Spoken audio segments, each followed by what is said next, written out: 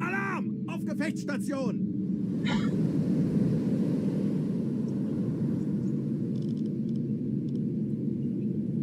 Alarm! Alarm tauchen!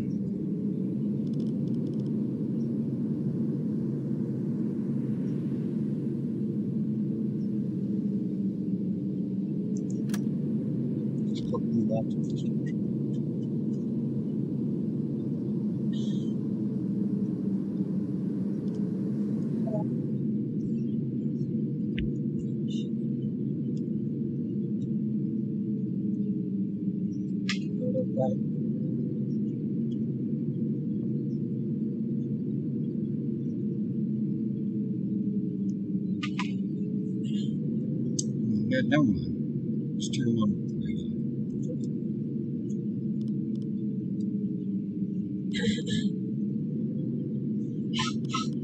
Ei, Herr Kaloi.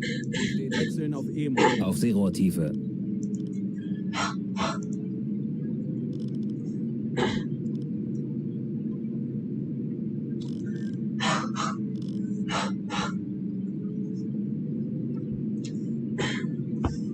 Dreißig.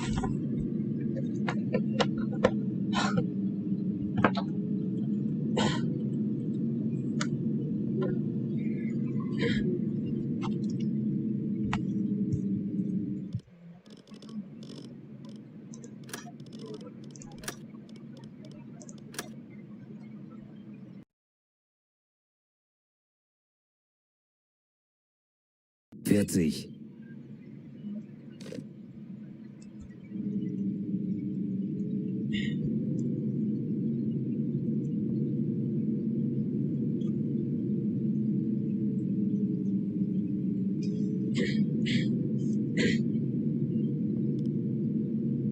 50.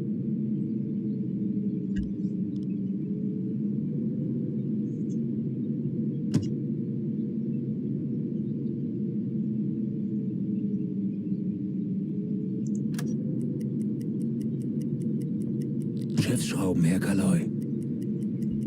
40.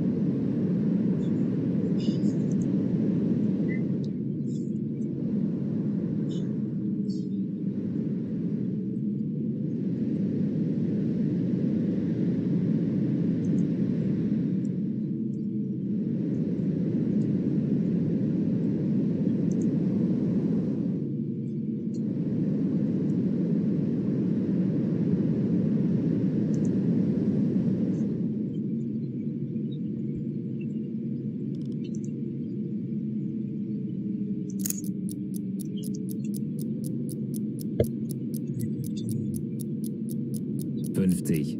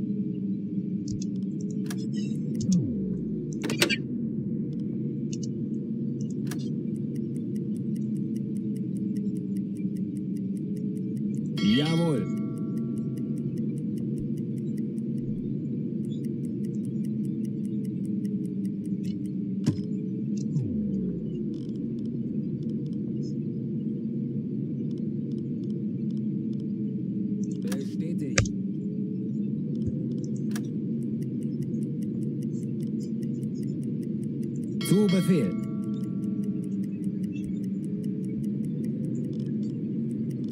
Sehr wohl, Herr Kaloi.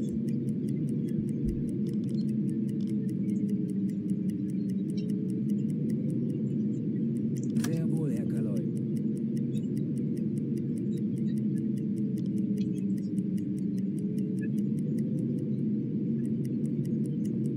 Jawohl, Herr Kaloi.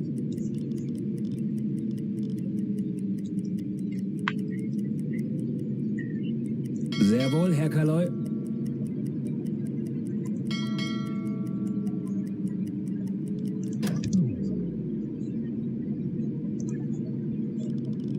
Sehr wohl, Herr Kaloi.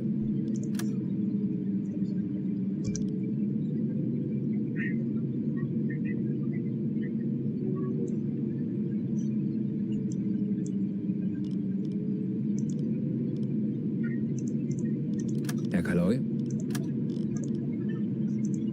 Kapitän. 30. Herr Kaloi.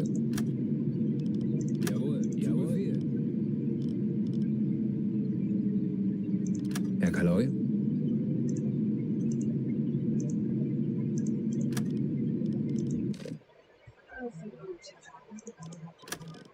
Tiefe.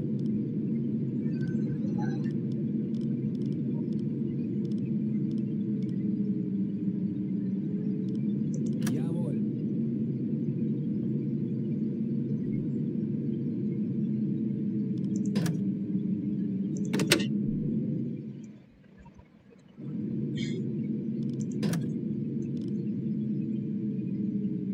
Zu Befehl.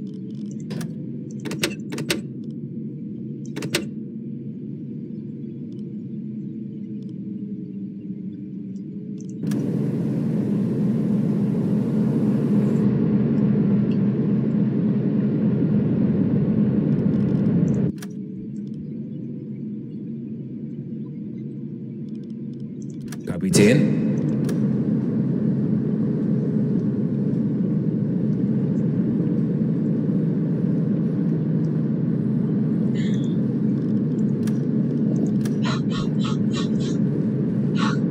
Ei, ei, Herr Kaloi. Ei, ei, Herr Kaloi.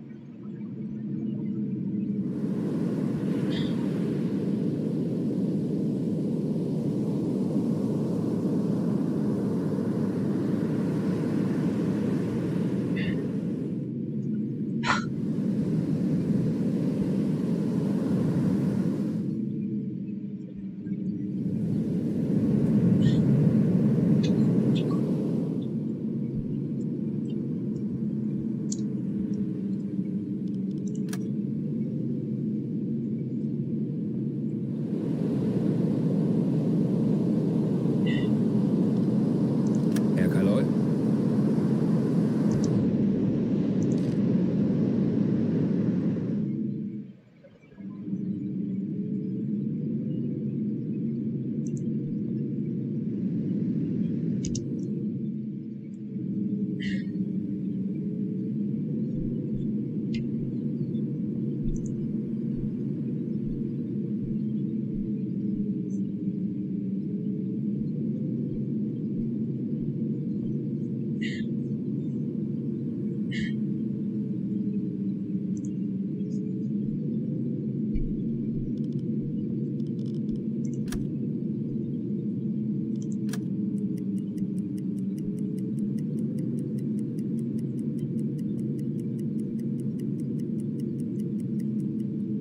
Zu Befehl.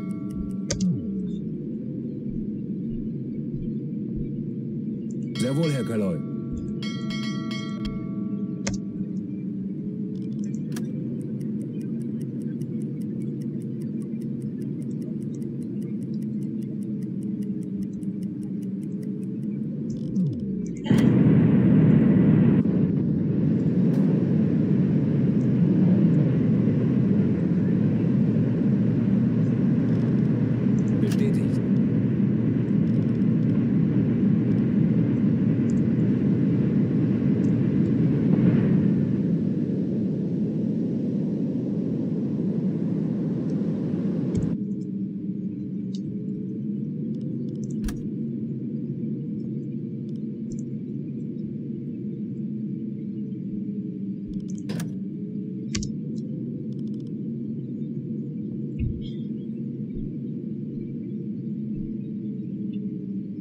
Wechseln auf E-Motor.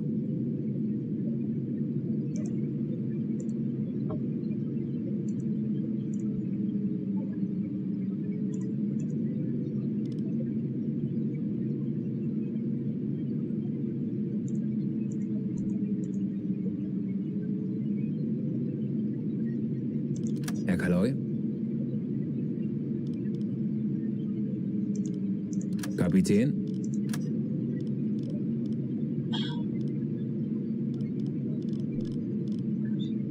Bestätigt. Sehr wohl, Herr Kaloy. Sehr wohl, Herr Kaloy. Sehr wohl, Herr Kaloy.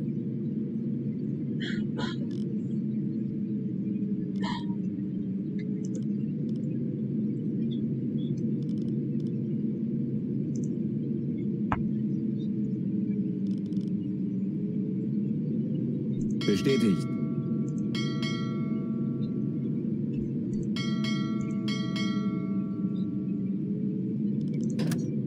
...20 Meter.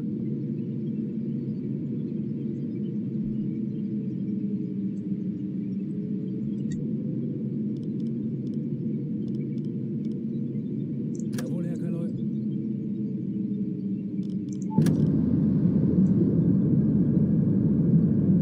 ...30.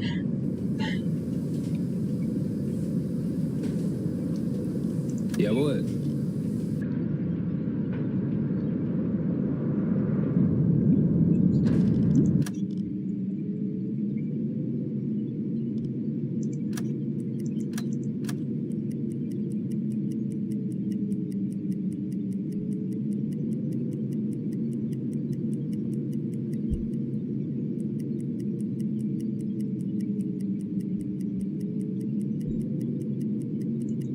Herr Kaloy.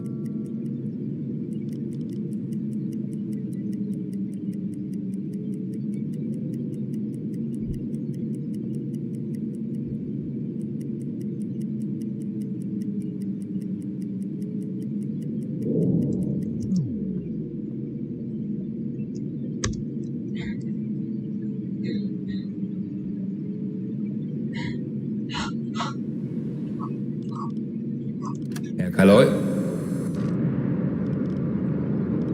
Herr Kaloy?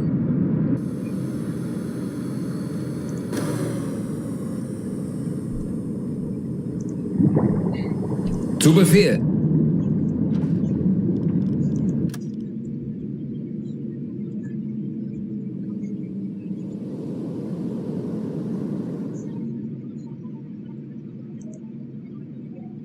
Angriffsbefehl für dieses Ziel übermitteln.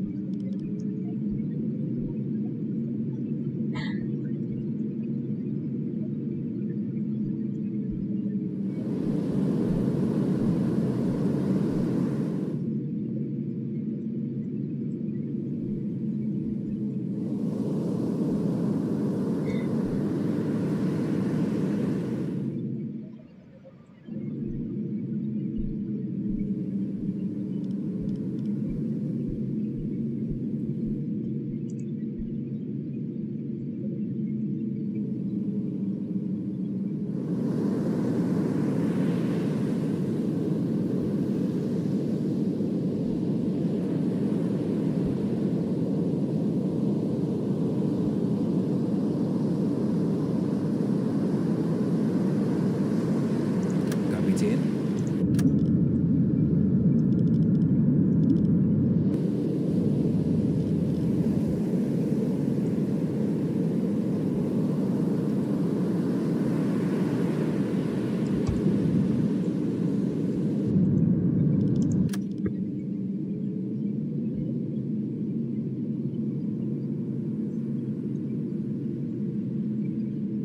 Bestätigt.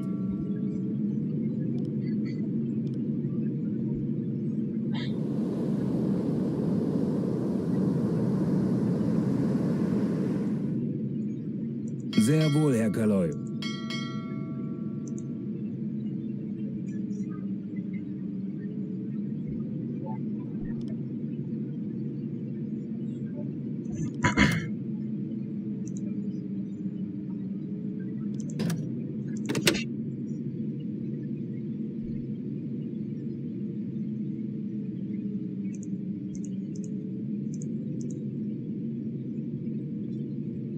20 Meter.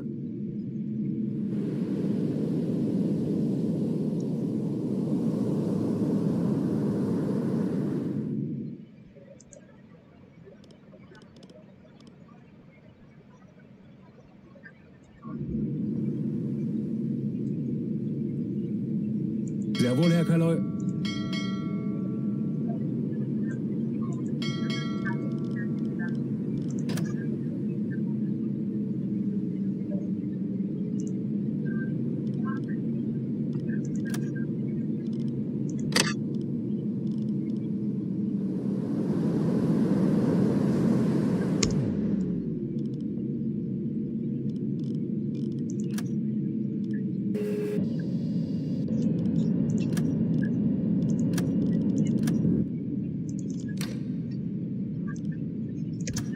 Auf Seerohrtiefe. Jawohl.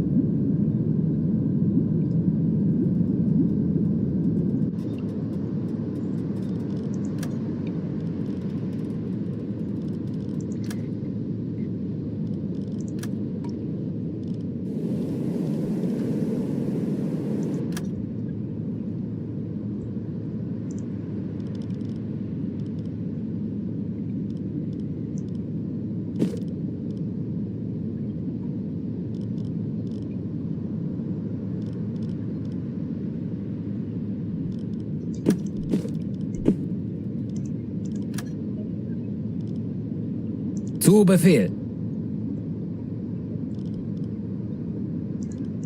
Herr Kaloi. Zu Befehl. Ei, ei, Herr Kaloi.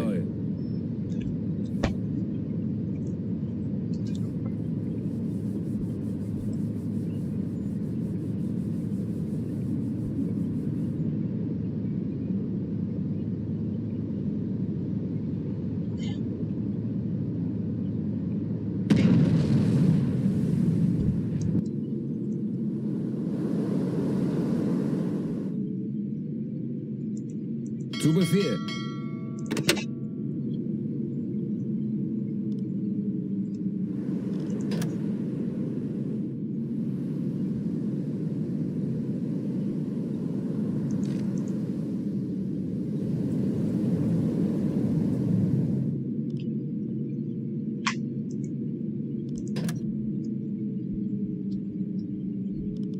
Bestätigt. Herr Kaloi.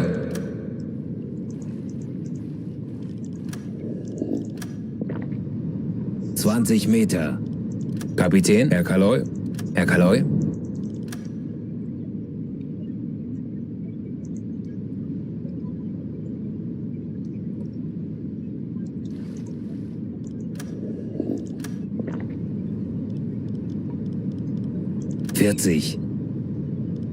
Bestätigt. Sehr wohl, Herr Kaloi. Sehr wohl, Herr Kaloi.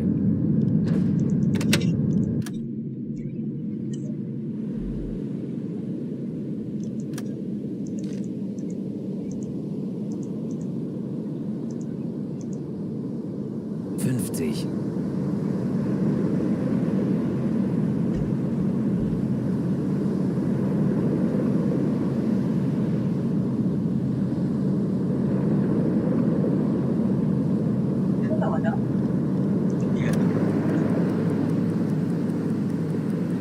40.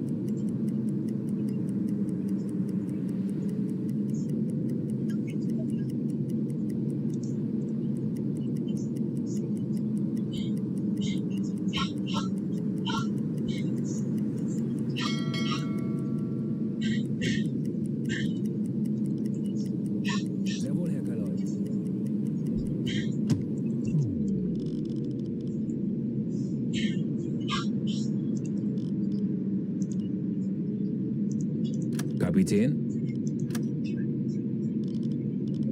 Jawohl, Herr Kaloi. Jawohl.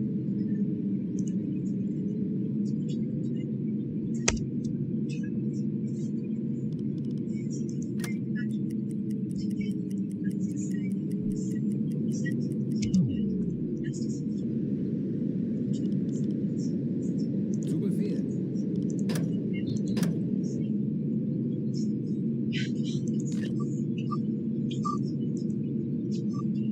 Angriffsbefehl für dieses Ziel übermitteln.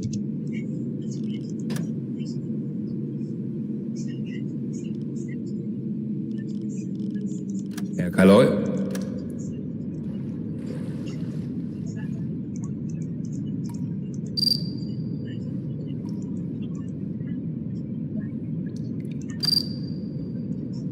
Jawohl.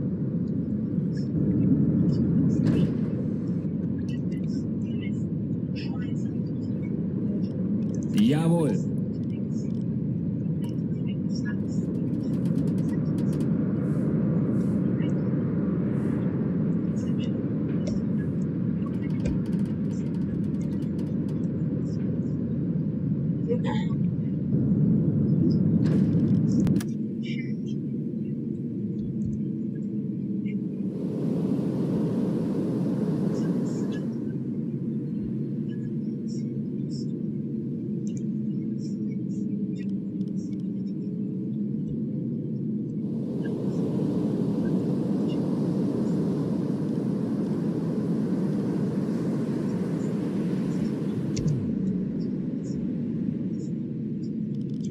Herr Kaloi.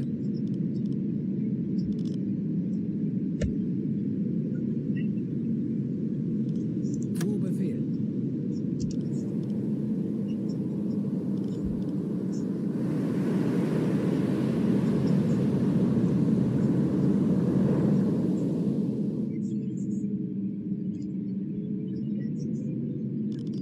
Zu Befehl.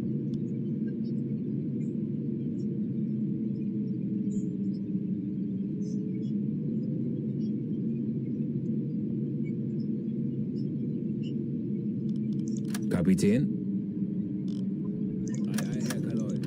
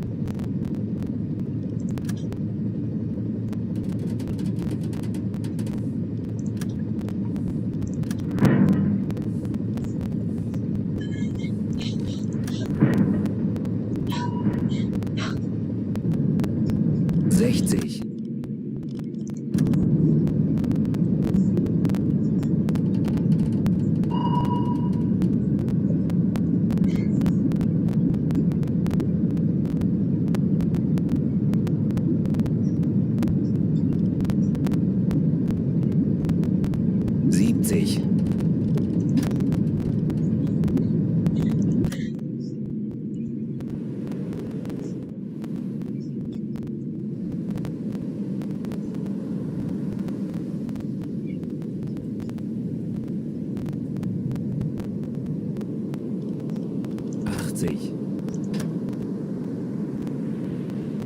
Jawohl. Wasserbomben. Wasserbomben.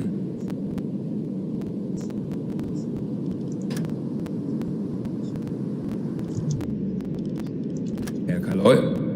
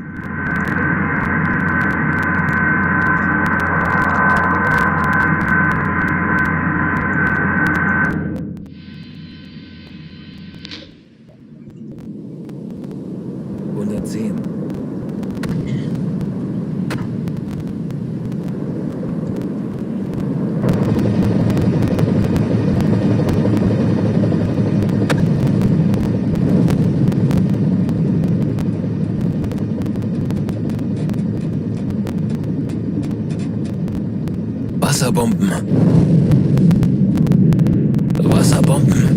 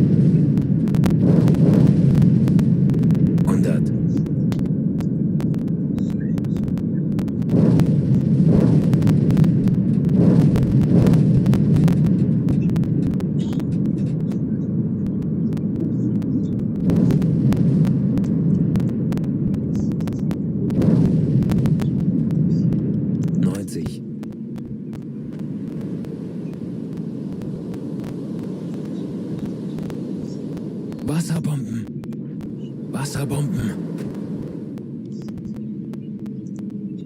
70.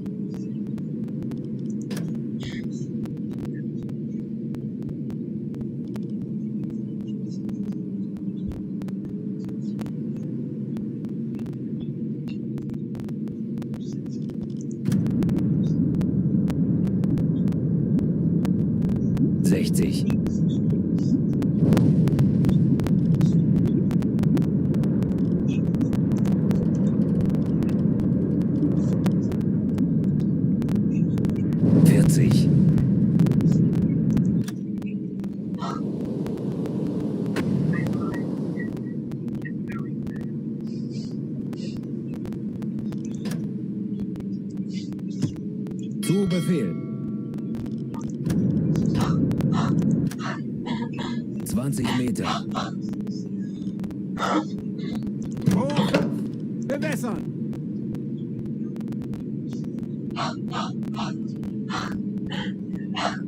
Rohr 5 bewässert.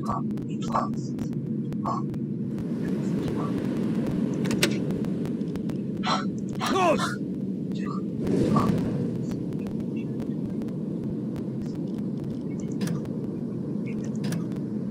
Sehr wohl, Herr Kaloi.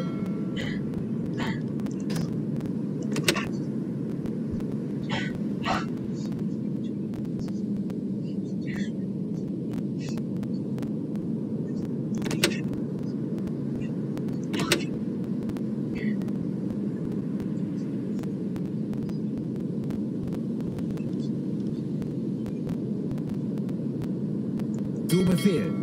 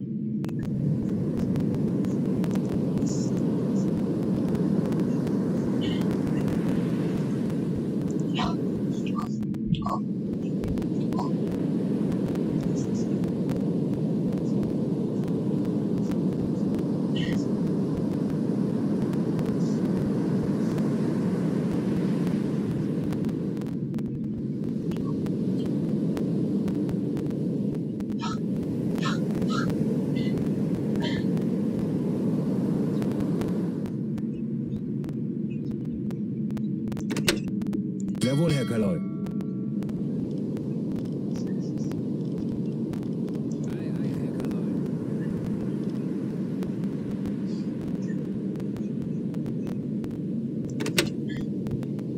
Bestätigt.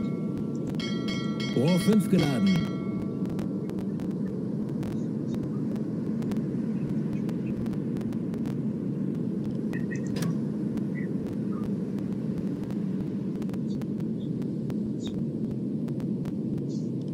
Rohr 5. Bewässern.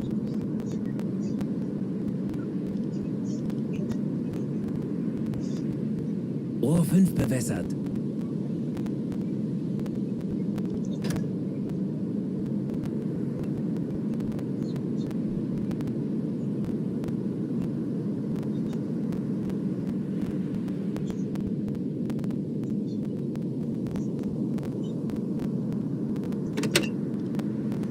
Los!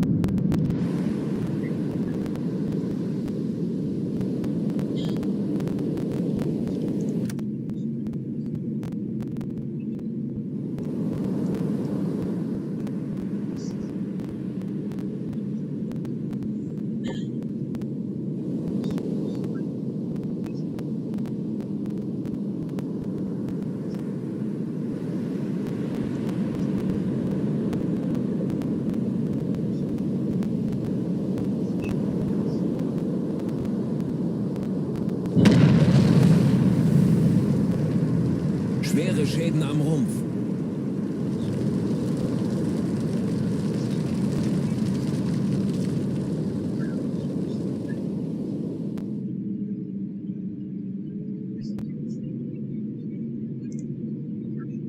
Angriffsbefehl für dieses Ziel übermitteln.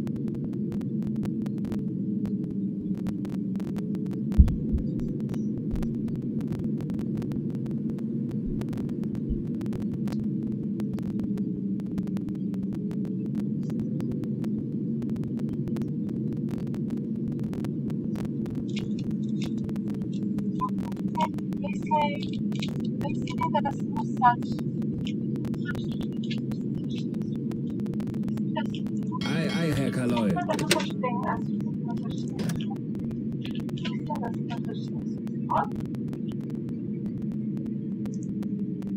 Like a bad wing story from time, made of natural Jawohl, Herr Kaloy. plotting courses, assertive words, and Auf Seerohrtiefe. Kapitän? bound to become traits. Jawohl, Herr Kaloy. Jawohl, Herr Kaloy. We must now master and heal ourselves. And like that family, all members strive to make their mark. Sometimes rivalries swirl between siblings and cousins, set restless, creative, and animated by love and harmony. But there's something that runs through all of us, something always hovering underneath. Let us now let that note ring out as a chorus, a symphony to celebrate and know who we are. What of it then? It isn't the promise that matters. What the three men reach in Greece, the debate of million town councils, but what two the whole thing was a word. The meetings where consensus was arrived at, exchange and debate. The contest, each in Greece determined the best plans, showing the individual stand with the different. Later see unsafe one-upsmanship, interest, effect, light, shade, and perspective. With the music forms spreading across Europe. All of its instruments, the system of musical notation, sonatas, and sequences, passions. We hear a searching and talking, curious tiny skirmishes, enthusiastic. She's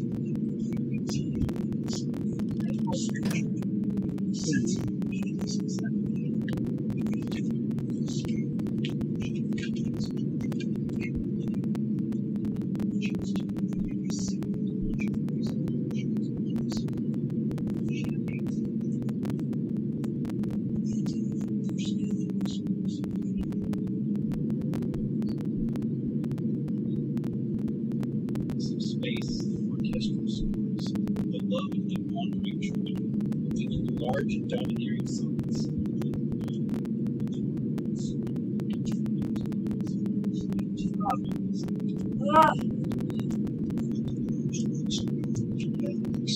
Yeah.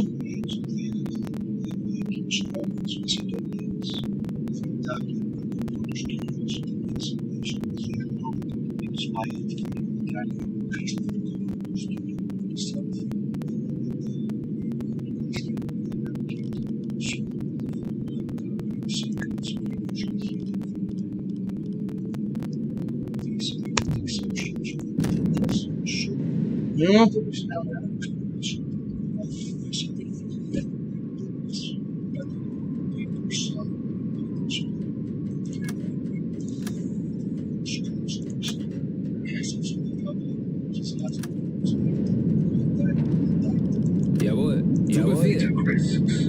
We knew we took them. Things have come out against us. Jawohl. Therefore, we have no cause for Zu complaint. Befehl. Bound to the will of Providence, determined still to do our best to the last.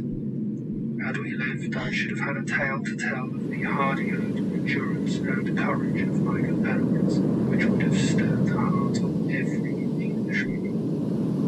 To quote Argentina, Ricardo Duchesne, last in his book, The Uniqueness of Western Civilization. Angriffsbefehl für dieses Ziel übermitteln. Angriffsbefehl für dieses Ziel übermitteln. From the Italian Galileo to the Polish and Russian Copernicus, these ideas then being picked up and debated across Europe. The Dane Tycho Brahe, study of comets, the German Kepler building Brahe, and also the Englishman William Gilbert. These ideas then fused with the Dutchman Christian Huygens centrifugal force, the French Descartes algebraic geometry, and so on.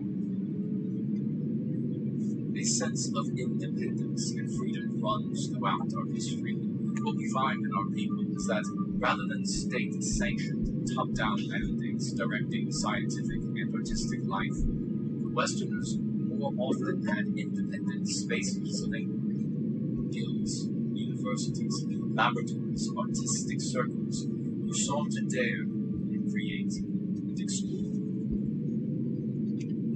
developed an intricate ecosystem of concepts that reflected the individuality and features in an English word for law was law. In Old Norse, lo, referring to as the laid down in layers.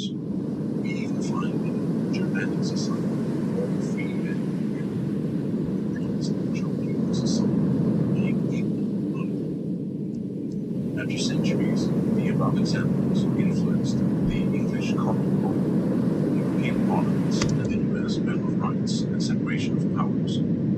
Were these just ideas, or perhaps a natural fit, instinct?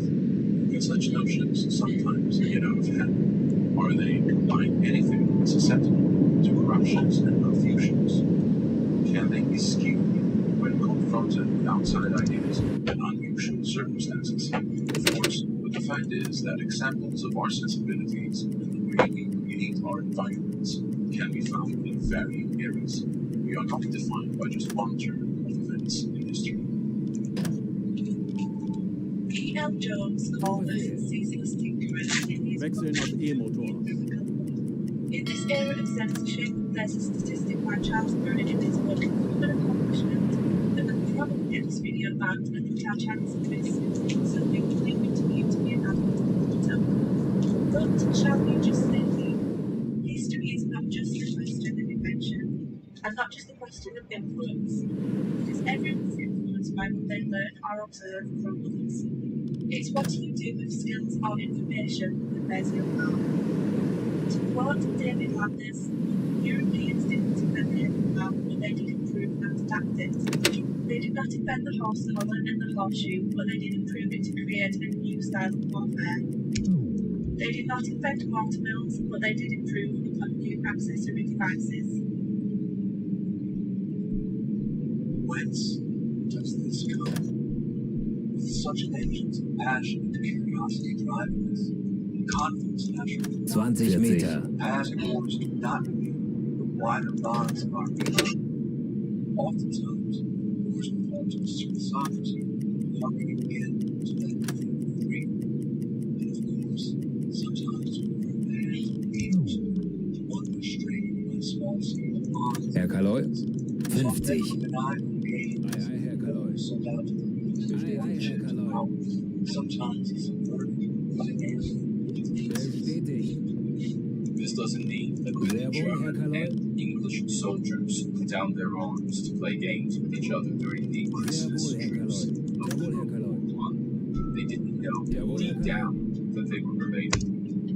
They did. Just like in the early 1900s, when elderly Union and Confederate soldiers embraced each other at American and Civil War battle anniversaries. Just like all of Europe responded in horror to the massacre at Chios, when tens of thousands of Greeks were killed by Ottoman troops during the Greek War of Independence. One of the many claims in varying parts of our land is to the stories of King Arthur and his knights. Arthur's name is related to the word Herr Kaloi? it's Welsh, cognated with Greek Arctos and Latin Ursus. We looked up in our northern skies near the Arctic and saw the Ursa constellations containing the North Star, which guided our explorers. Zu Befehl. Jawohl. The Kalevala, the bear is referred to about 60 times. We see offerings to ancestral spirits of grain and dairy in the days of old, as our children now excitedly eat cookies and milk for what we call in modern English Santa Claus and Father Christmas. In spring and summer, we found similar folk customs among the earliest human cultures. These related festivals taking place among Schiffsschrauben, Herr Kaloi. carry some regional distinctions, but all bear similar key elements. From Aurelia to May-Day, to Walpurgisnacht, to Birthday, to Hodenitsa.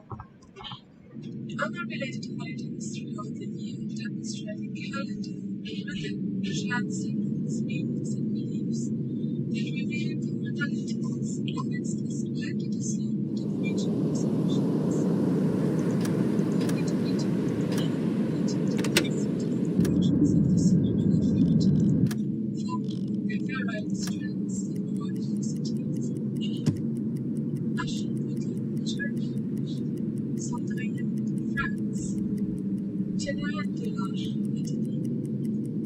Ashing felt incredible. Katie wouldn't sleep in the morning. Ashing routine and Scotland. Alaska, Liberia. The health cat and water.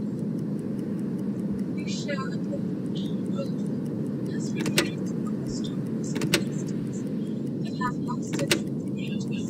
Bestätigt. There exist different theories about migration of peoples, different theories and new discoveries being made about genetics. At least Sehr wohl, Herr Kaloi. we are peoples who were forged between the Arctic and Mediterranean, between the Atlantic and the Black Sea and Caucasus region. Some of us ventured out, and the lands where we settled bear the marks of our instincts, our ethical, Sehr wohl, Herr Kaloi. our biosphere. We can thus feel at home when we travel in various parts of the Americas, Australia, New Zealand, South Africa. No matter what we may learn, no matter how surprised we may be by future findings, our story reaches back a bunch. Aye, Herr Kaloi. Know what has been shared in this presentation, and inspire you all to discover more. Know that we have the common source, and that now, more than ever, share a common fate. Jawohl.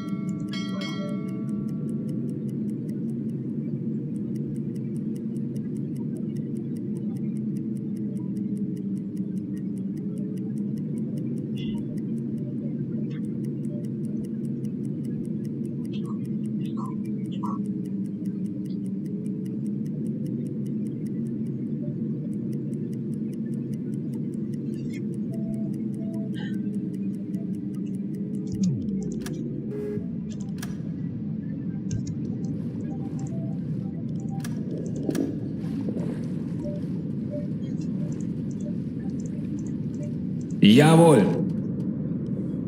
Zu Befehl. Kapitän. Herr Kaloi. Herr Kaloi. Kapitän. Zu Befehl. Herr Kaloi.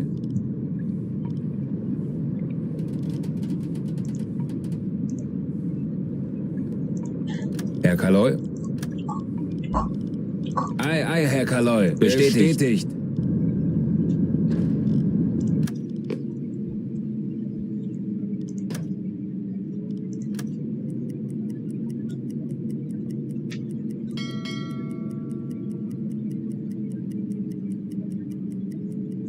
Schiffsschrauben, Herr Kaloi.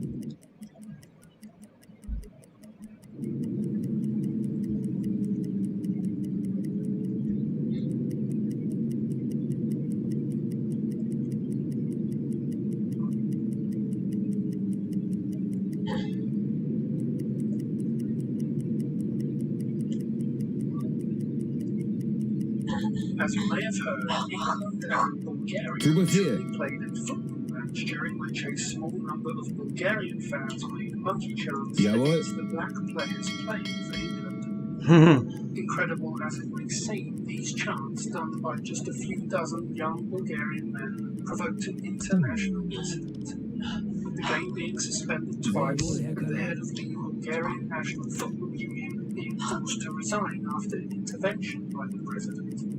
There have been several arrests, and in this febrile climate of virtue signaling, I really wouldn't want to be those guys right now. Coverage on the BBC and other globalist media was, of course, hysterical and overblown. The intention being to use this Jawohl. ridiculous and tiny incident as a teaching moment to all white people to love and never question diversity. The whole thing Herr felt Kaloi. like it was intended to happen, with the England team saying days before the match that they would walk off if there were any such chanting. Well, that Sehr wohl, Herr Kaloi. not too heavy. With all the build-up and subsequent overreaction, Kapitän. this has the air of an engineered crisis. And for that reason, I was prepared to let it pass without comment. But my mind was instantly changed a couple of days later when I saw another article on the BBC about another international football match. Jawohl. This time about what the Turkish team had done. Herr Kaloi. Herr Kaloi. This second article brought me issues I've been feeling about football for a long time into sharp focus, so I had to have my say. This Alarm! Auf Gefechtsstation! The supporters of military symbols in recognition of their country's ongoing military attack occurs in Syria. The difference between these two stories illustrates so much about the state of the West and the differences between us and the ethnic groups that are moving into our lands. A few monkey charts of black players playing for England and 40, 20 Meter. for humanity. But if Turkey's ethnically homogeneous team celebrates the mass slaughter of Kurds with its ethnically homogeneous fans, the BBC says that they are embracing the nationalism. Let this be a lesson to you in the power of homogeneous group identity and why it is these Auf Seerohrtiefe. with their strong sense of identity are trampling all over us in Herr our Kaloi? countries while fiercely preserving their own. If you're weak, like the multicultural West, you get treated as such. If you're strong and unified, like Befehl. Turkey, you get respect no matter what you do, even from the BBC. You may find Turkey's government repulsive, or you may consider the nation a menace to army. But what you cannot argue is that their ethnic homogeneity gives them Sehr wohl, a Herr sense Kaloi. of national purpose and ensures their survival as a nation. They colonize us without being colonized themselves. I envy them that. Alarm! Auf Behaving Gefechtsstation! Bulgarian fans last week does nothing. Zu Befehl. It allows our enemies to characterize us as violent. Makes nationalism look ridiculous and primitive. But all we want is a home for us. Just like every other being around us. Listen to it. No dissent from diversity. If you question diversity, just a myth. The whole episode made me think about the role of sport in today's divided multicultural. Sehr wohl, Herr Kaloi. England's football team and the other athletes competing for our country are disproportionately non-white. Raheem Sterling, a black Wechseln auf E-Motor. against Bulgaria, wasn't even born. He's Jamaican. After my awakening to nationalism, I feel no pride and affinity when someone not of my ethnic group claims to represent my nation. It's a lie. Tanks anblasen! It's a lie. Zu Befehl. If anyone can be English simply by getting the right passport, then English any other nationality cease to relevant me. As Trevor Never said, France won the last World Cup. Africa won the World Cup. And he's right. It did. I don't want Africa winning any World Cups for England.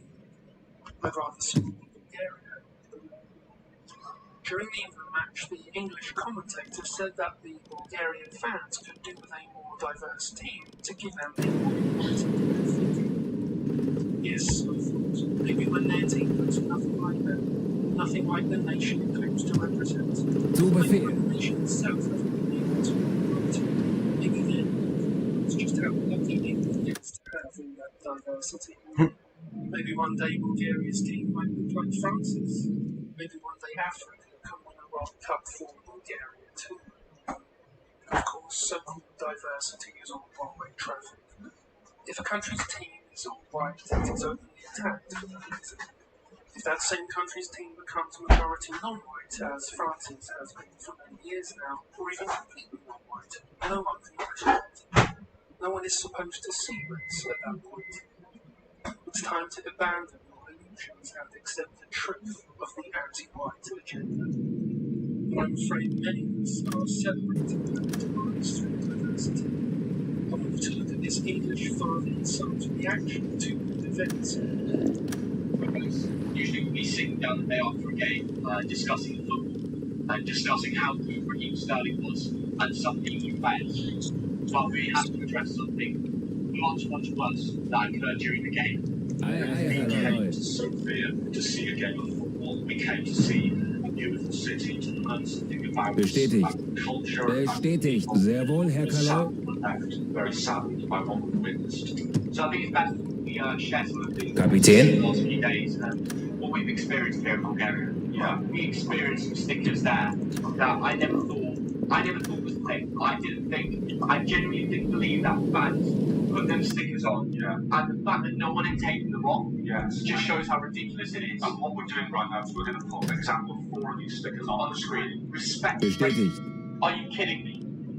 It's just, not only are they racist though, Dad, but they're also sexist.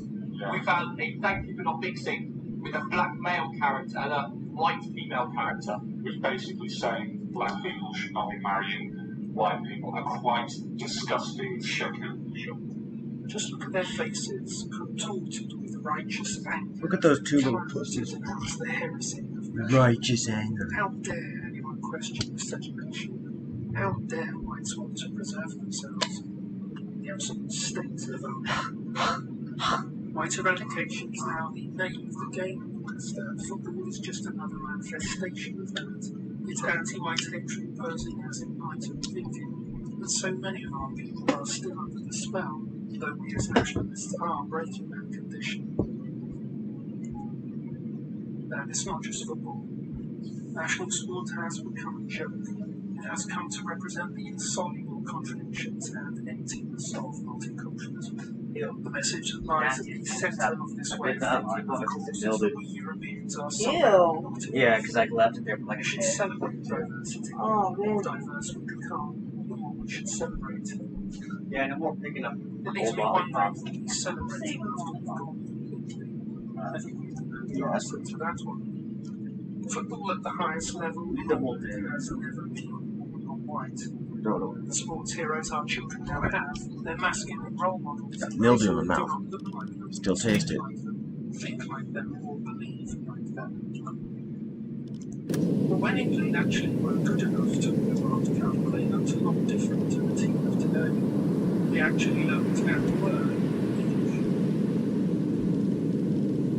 You will only find this confusion in white countries, because only white countries have been targeted for eradication so far. To China, Japan, Saudi Arabia, Turkey, Togo, India. You will find no such confusion about international there. You will find no national heritage and food choice. They have no need to wrestle with such absurd questions about their identity, because like the West just 30 years ago, post-population are dominating our homeland. It is said that you never know what you had until it's gone.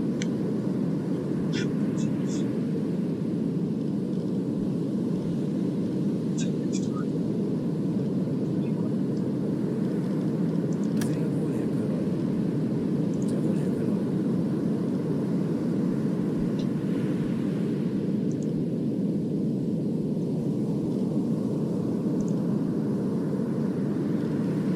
Herr Kaloi?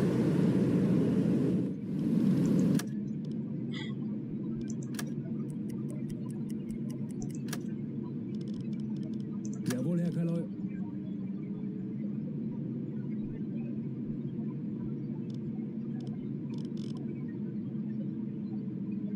Jawohl.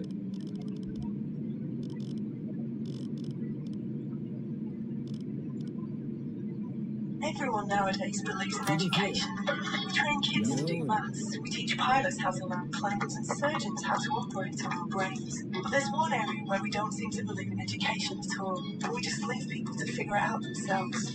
Life itself. There's an odd silence in education when it comes to the truly big questions. Who should we get together with? How can you manage a relationship? What career are you suited to? What's the money for? How can we manage anxiety? And what do we do with regret and shame? What do we do about illness and aging? How do we deal with our families? Here there is, very strangely, often no one to turn to, nowhere to go. So stress accumulates and disasters occur. We wanted a place to help with this stuff, so we built this School of Life. An open-minded, rigorous, unideological organisation devoted to helping you deal with the important things that you were never taught at school. Relationships, careers, anxieties and emotions. We have physical hubs across the world, in London, Paris, Antwerp, Amsterdam, Istanbul, Melbourne and Riyadh. And here online we'll be posting new films every week that address the great questions. We don't have to keep making the same mistakes. There are things to be learned while there's still time. In our world of individual individual, atomized consumers, the School of Life offers itself as a kind of surrogate parent, village wise man, or local community to help us with the big questions of life. It's interesting that the School of Life attributes this lack of knowledge to the failure of the state education system, not to the breakdown of the family, community, or social. Yeah, failure of the education system. Nah, man, that's too fucking simplified, and that's shoveling the blame. And what do they mean by failure? Like when you're saying, oh, it's just a lazy fucking.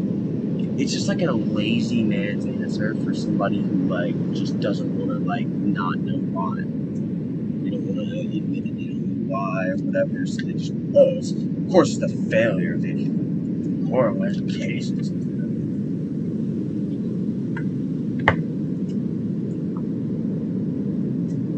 But Common Core's great. Like they think like oh, it's an education system. It's like not enough diversity and tolerance.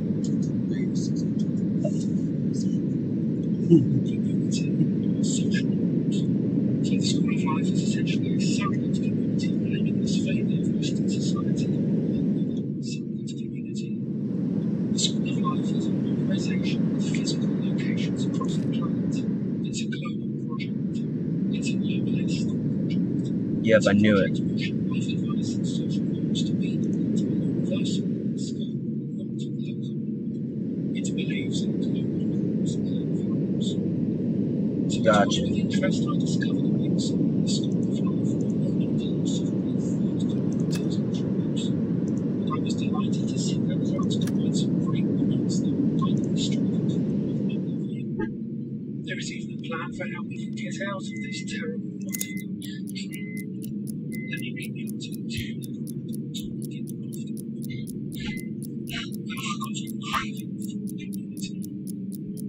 we are ourselves greatly saddened, anxious, incompleted, restless than we need to be because of something very large that is missing from our lives. What's worse, we don't even know what this thing is and how much we crave it because we don't have the right concepts, experience, or encouragement to help us locate it.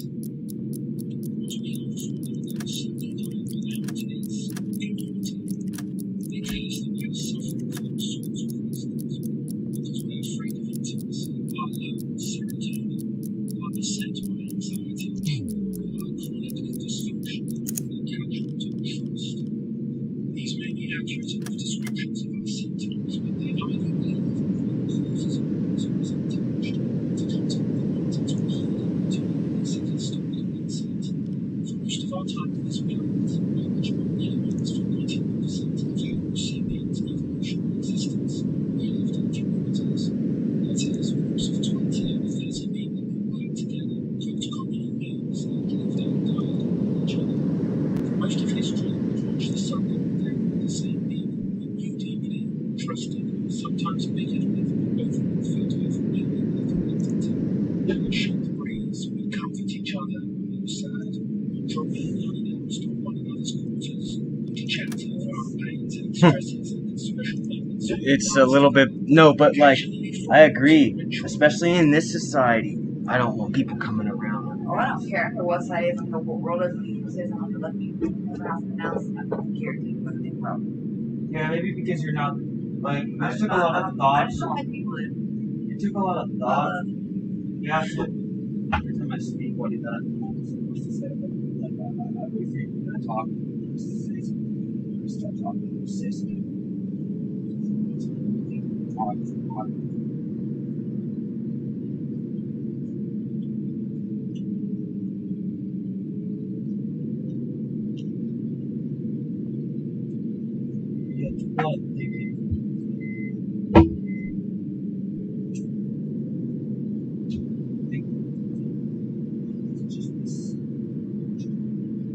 Because if there were people that I wasn't worried about judging,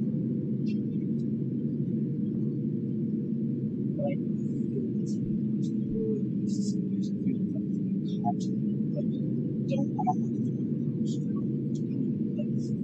and listen to I would have let this on chat.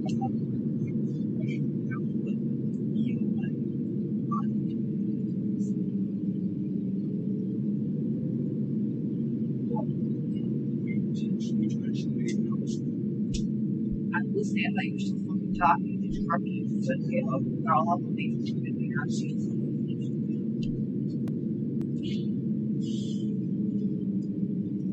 I see like mouth things.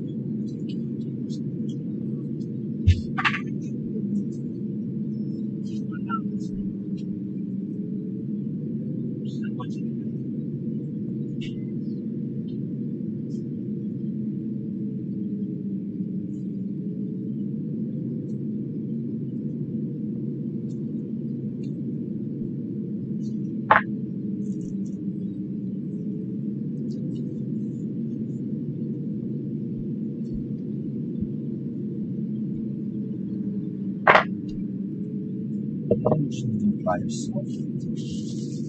What is your problem?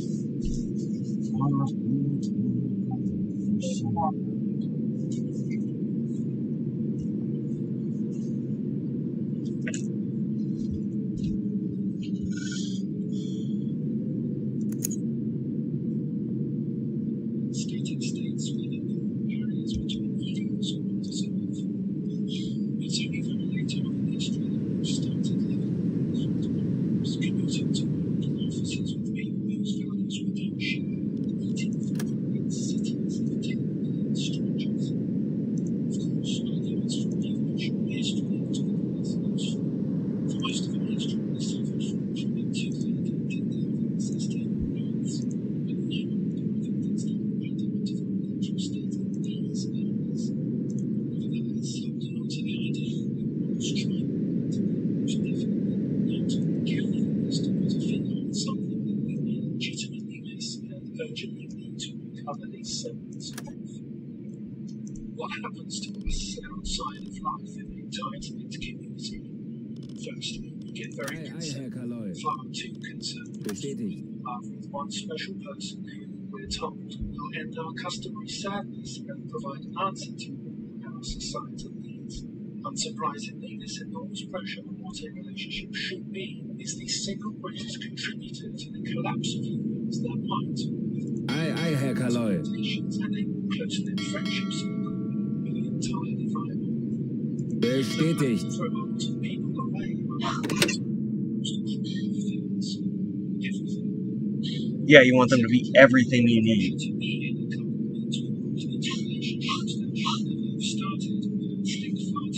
Awesome.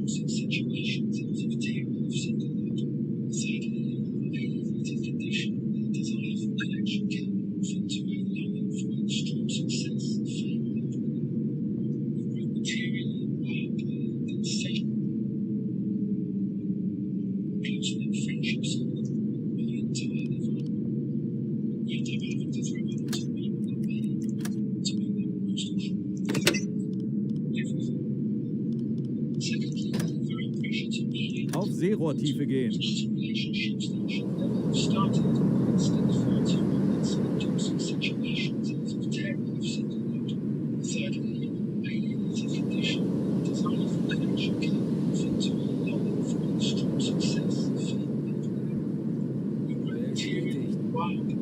Sensation ambitious out of an unquenched emotional need for esoteric and simple friends, even if we do have some elements of escape. Sehr wohl, Herr Kaloy. In their own relationships were unavailable to us most of the time. We've let our terror of intruding on one another scupper a yet precious need for an atmosphere of constant mutual assistance.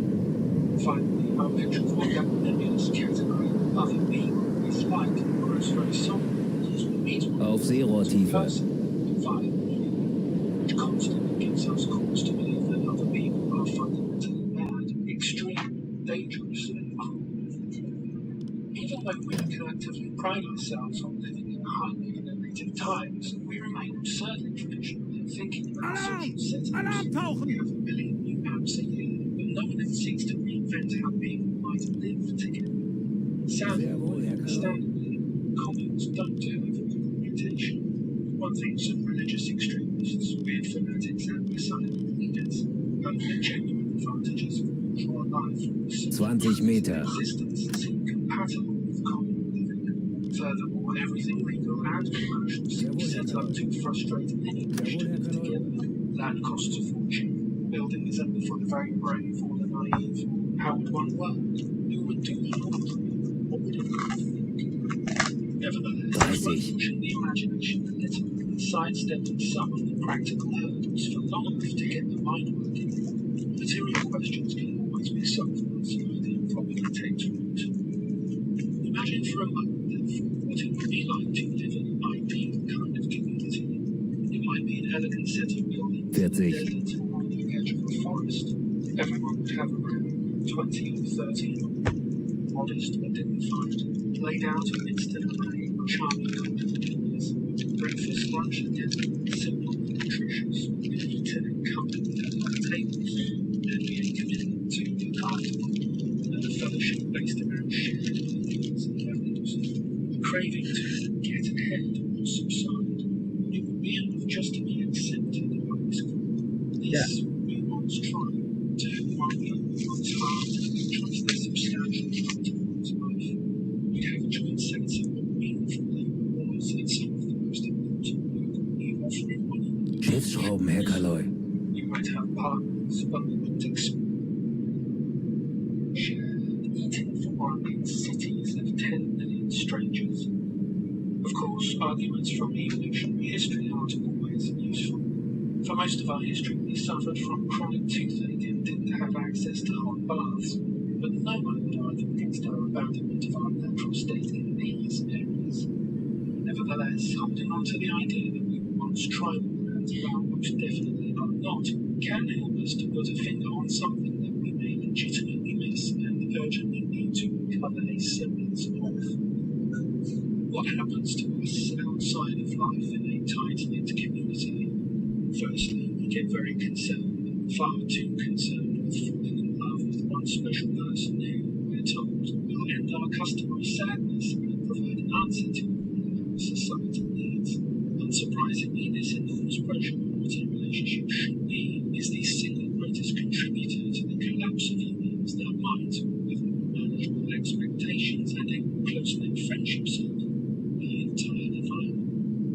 We end up having to throw lots of people away when we want them to be the most cruel of things. Everything. Secondly, the very pressure to be in a couple means we're brought into relationships that should never have started and stick far too long inside toxic situations out of terror of singlehood. Thirdly, in our alienated condition, the desire for connection can morph into a longing for extreme success, fame, and renown. We grow materially and wildly and insatiably ambitious out of an unquenched emotional need for nothing more esoteric than some good friends. Even if we do have some, they're liable to be scattered around the world, cocooned in their own relationships or unavailable to us most of the time. We've let our terror of intruding on one another scupper a yet precious need for an atmosphere of near constant mutual assistance. Finally, our picture of what that nebulous category of other people is like grows very somber because we meet one another not in person but via the media, which constantly gives us cause to believe that other people are fundamentally mad, extreme, dangerous, and wrong.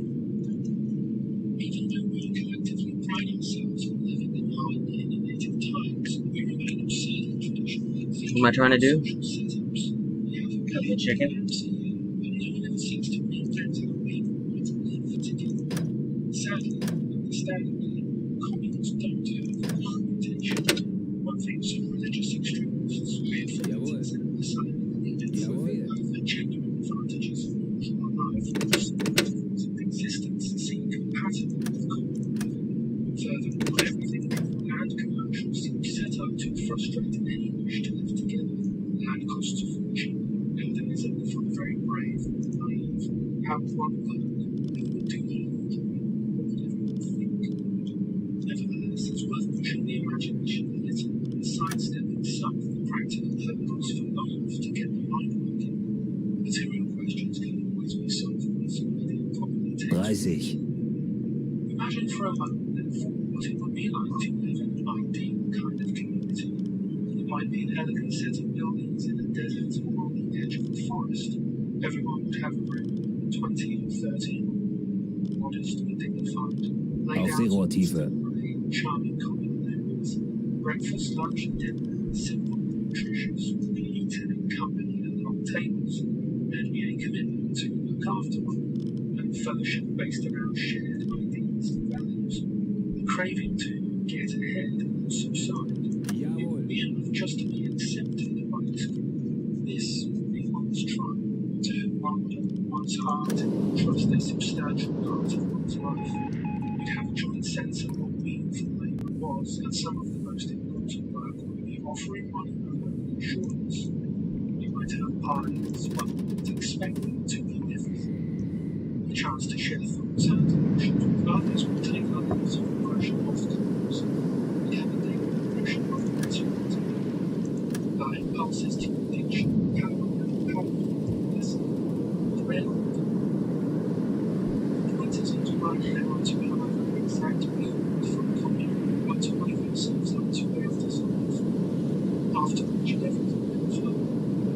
Our ancestors were unfortunate in 1,000 ways, but they may well have had something they unknowingly died for. Their own tribe. A globalist organisation like the School of Life, of course, would reject the plain fact that any tribe, natural community is ethnically based. But this article has unwittingly given a withering critique of individualism, multiculturalism, and diversity, and it has laid out a brief but convincing case for nationalism's resurgent. It just doesn't explain what a natural tribe actually is. Aristotle, the great philosopher of ancient Greece, knew what a real tribe. His concept of fear was the idea that society required a strong bond towards members, an ethnic kinship, in order to work. Without those ties, without the natural understanding that flows through the blood of a tribe, society and indeed democracy cannot work. In Aristotle's Lycurgy Ethics, he wrote of fear. Parent seems by nature to feel female from offspring from parent. Fear is felt mutually by members of the same race, and especially by men. Ever since Robert Pumpkin's learned of fear, parent seems by nature to feel female from offspring from parent. Fear is felt mutually by members of the same race, and especially by men. Ever since Look up Philia. Study rolling alone, we have known that racial and ethnic diversity always destroys communities and social capital, cohesion and trust, even trust between members of the same ethnic group. The more proof of this could you require by observing the current state of the multicultural West? I've never seen anything like it. And this has just been reconfirmed by a Danish study found yet again. Nonetheless, the members of the society have in common, weaker their society is. God, we should have to keep explaining this to people, isn't it? When the brainwashing has been strong and sustained, it has become difficult for many of our people to see what is right in front of their faces. The banquet creed of multiculturalism, those who have pushed it once, are to blame for the fragmented West of today, and we have allowed it to fester. The other rivers caught in their tropic lies. We know the way out of it, but that way out has in many ways been blocked off. I'm sure many of you have been thinking for a long time about how we can possibly realise such a community for people in the West today, without ever more intrusive laws designed to make all races and cultures pretend they get on.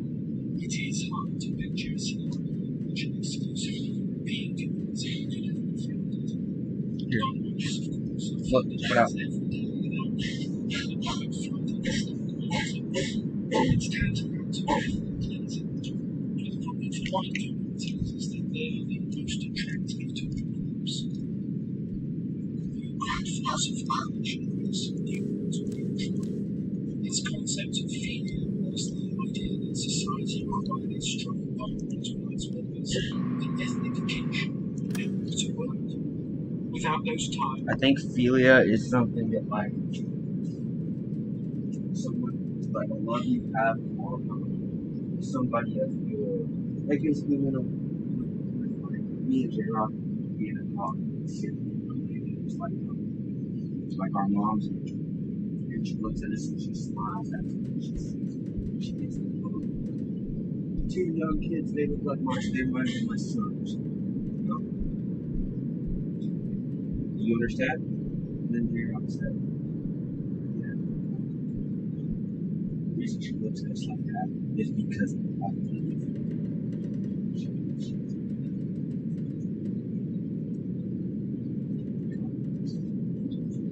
And that's feeling, basically. Oh, but look at that. Like, it's something where you like automatically, like,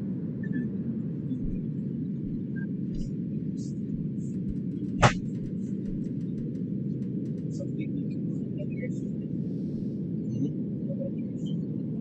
Yeah, I know, but that's they explain it over here. It's like the cause of the child. But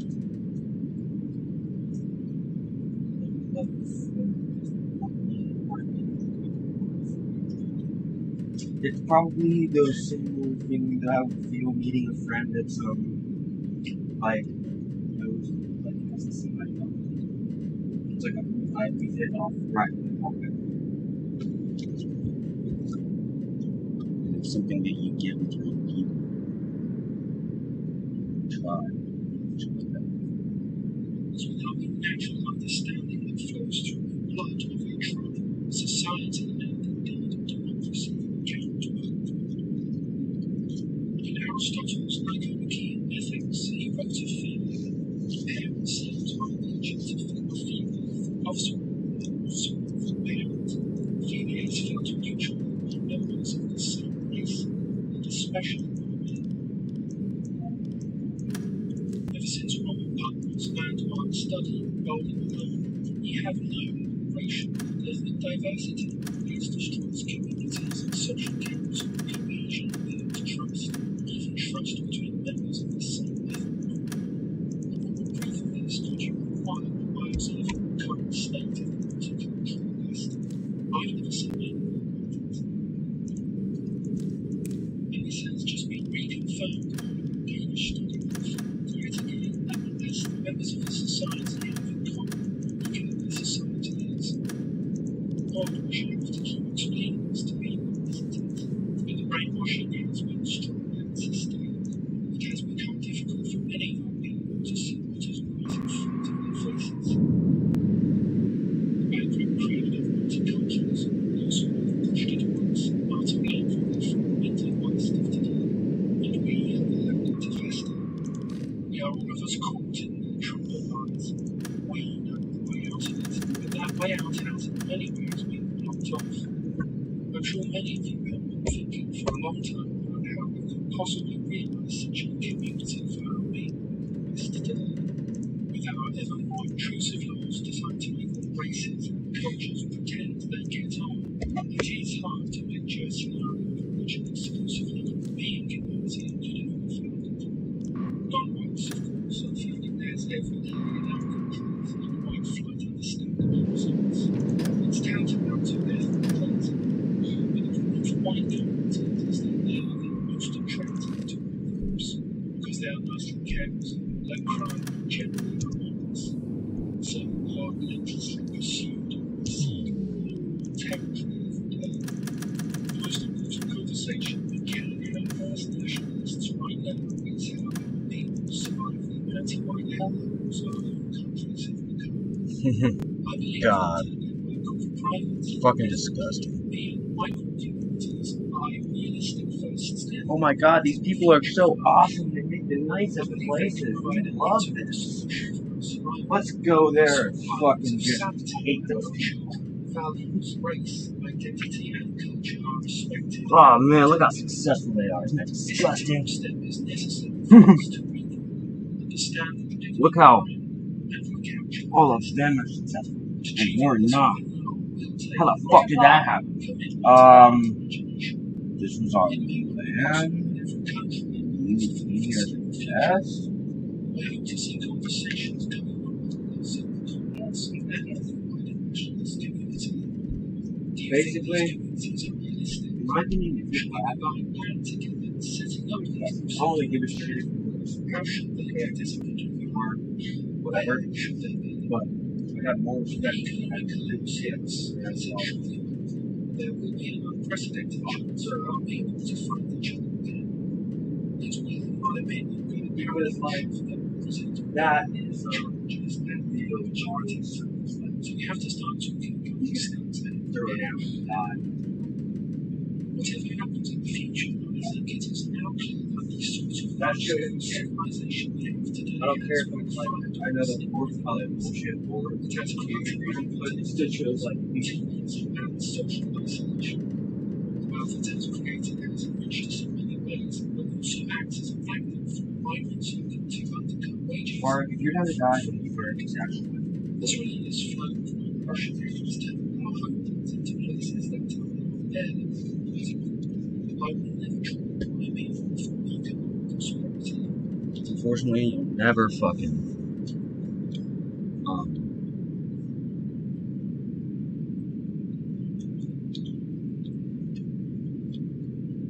What was I gonna say?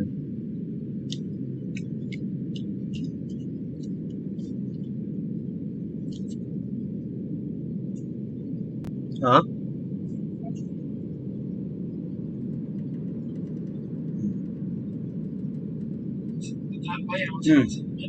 Well, yeah.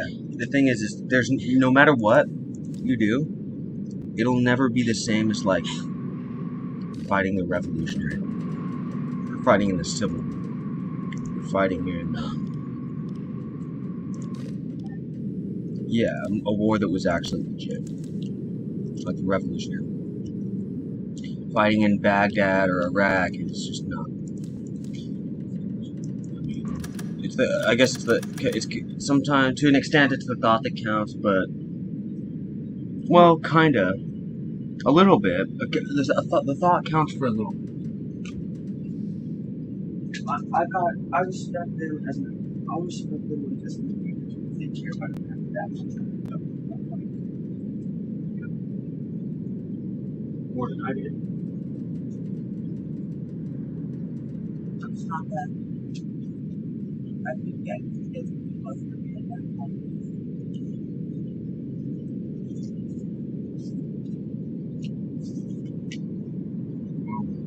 What about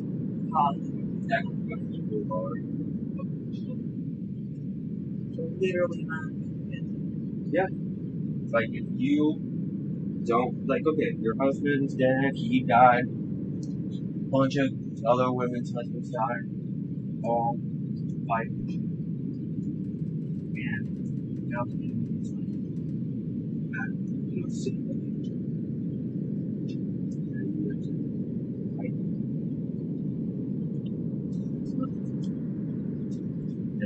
And what you see is you can choose to fight. Go in the military, fight. That's just walk up with a face made. And you think that you're not doing that, and you're just gonna like stay at home, those people are gonna die just the same. Except the difference is you're not gonna die. Or you fight to death, you're gonna die like a kid. Huh? Well, you don't necessarily have to die. I mean, you're not gonna have any guys support, and chances are, like, you're not gonna hang out none of it. And it's gonna be a shit. It's gonna be a good look.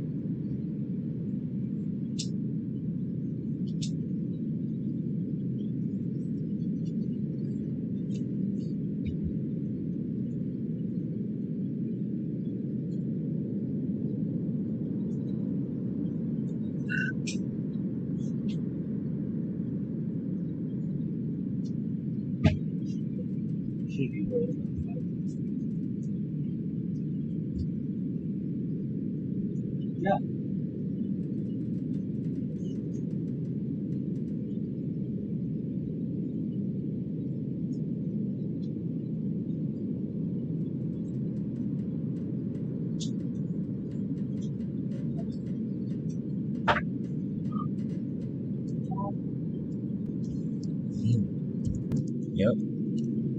It's true. It's not.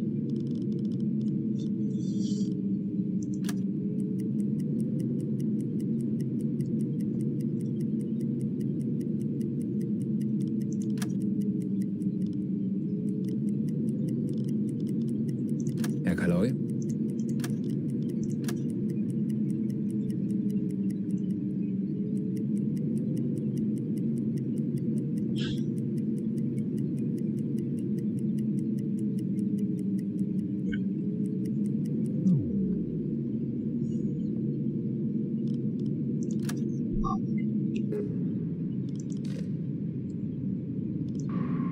You're so bobbly.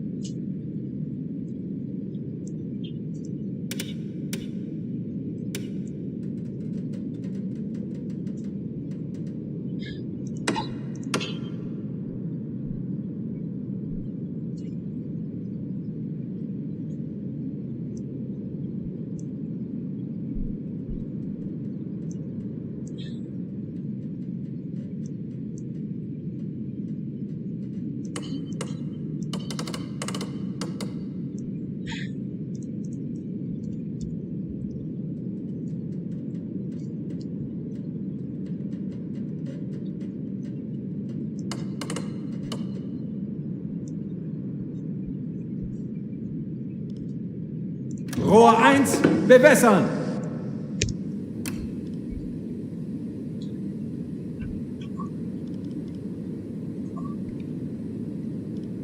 Rohr 1 bewässert. Los!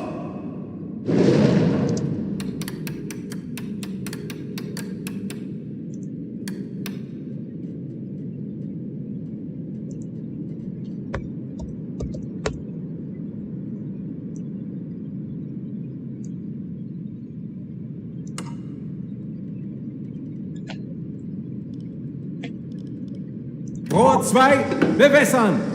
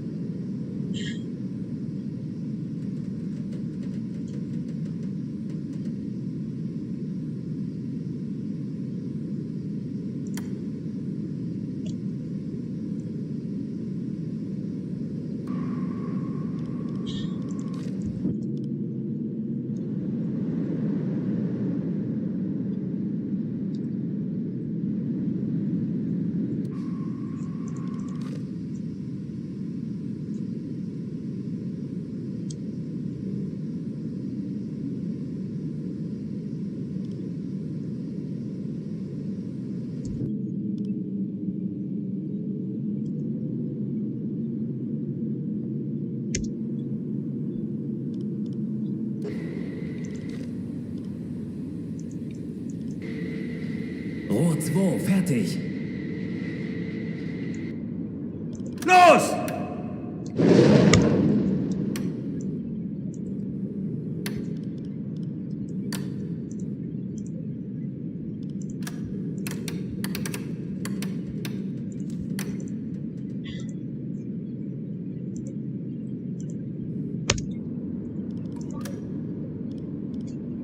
Rohr 4, bewässern!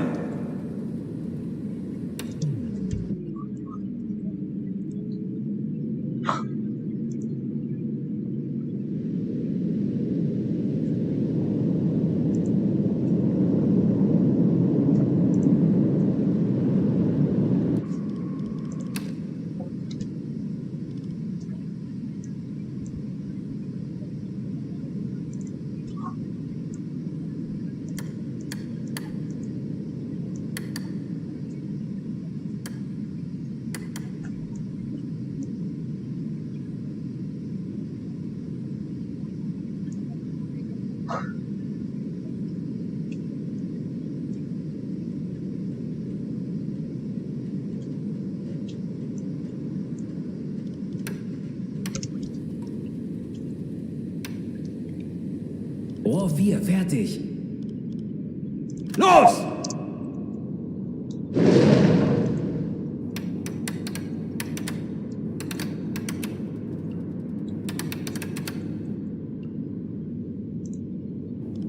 Rohr 3, bewässern!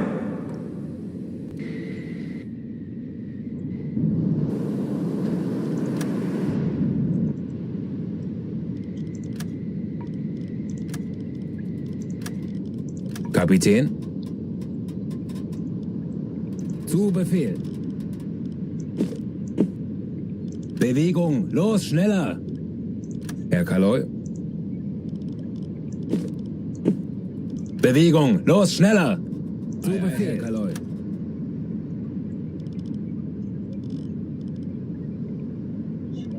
Herr Kaloi? Kapitän? Ei, ei, Herr Kaloi. Bewegung, los, schneller! Bestätigt.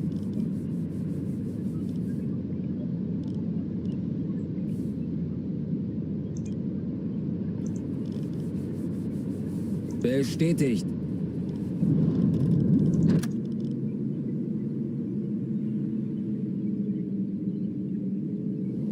Rohr 2 geladen.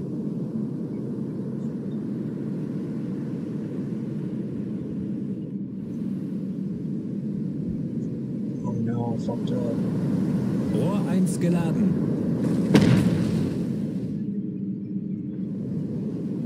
It's too late.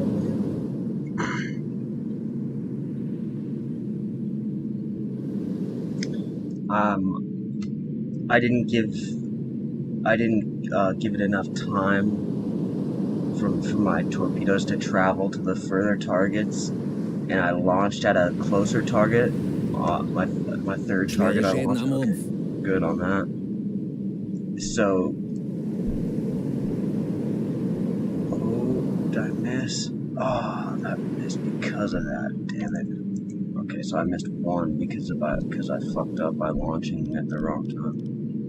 I should have waited longer. You know what I'm saying? Because the one ship ended up being done coming out of the oven before the other ship was done.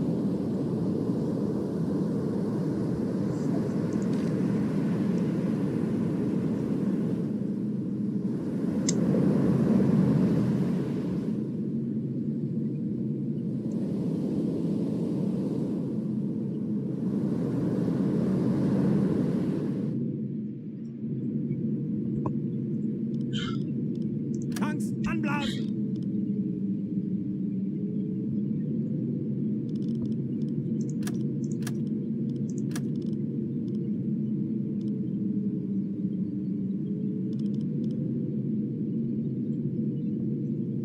Sehr wohl, Herr Kaloi.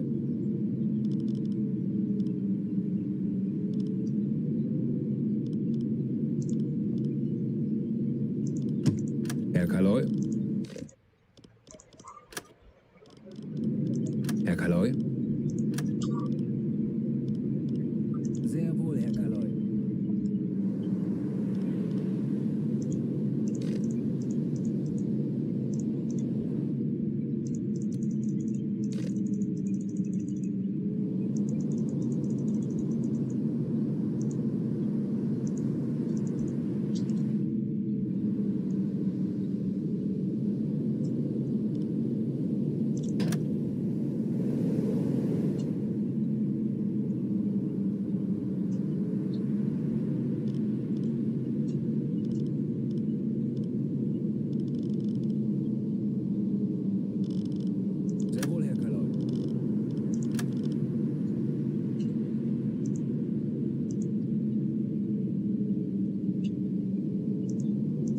Kapitän?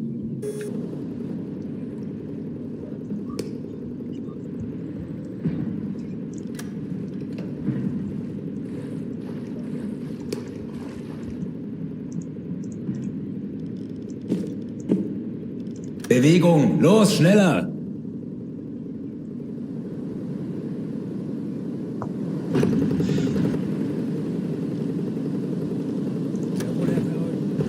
Jawohl. Zu Befehl.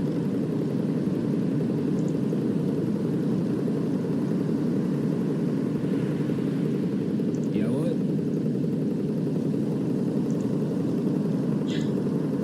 Herr Kaloi?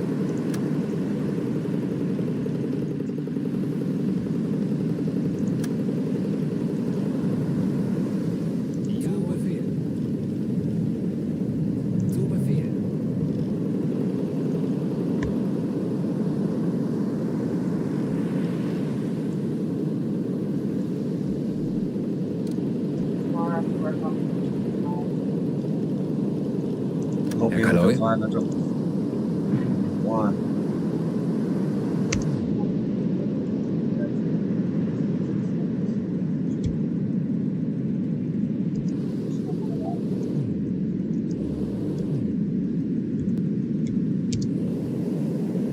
They can't set the position of all.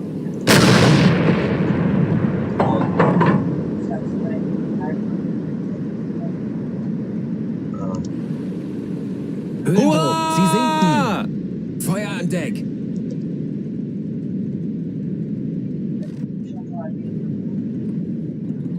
You're gonna try to tell her what? Who are you hanging with? Okay. Kapitän? Rohr 4 geladen. Feuer an Deck!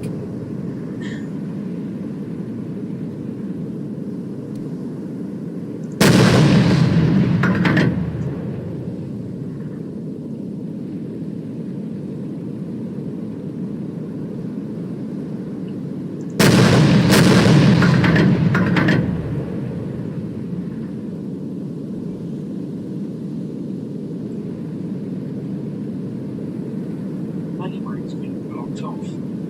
I'm sure many of you have been thinking for a long time possibly there is such a community for our people. Intrusive laws designed to make all races and cultures pretend they get on. It is hard to picture a scenario in which an exclusively European community could have been founded. Non-white in our countries and white flight understandably results. It's tantamount to ethnic cleansing. But the problem for white communities is that they are the most attractive to all groups because they are nicely kept, low crime, and generally harmonious. So we are relentlessly pursued and we cede more and more territory every day. The most important conversation we can have as nationalists right now is how our people survive the anti-white hellholes our own countries have become. I believe that a network of private, ethnic, is a realistic first step. I believe they can provide an interim solution for our survival. Small islands of sanity where our children, values, race, identity, and culture are respected and protected.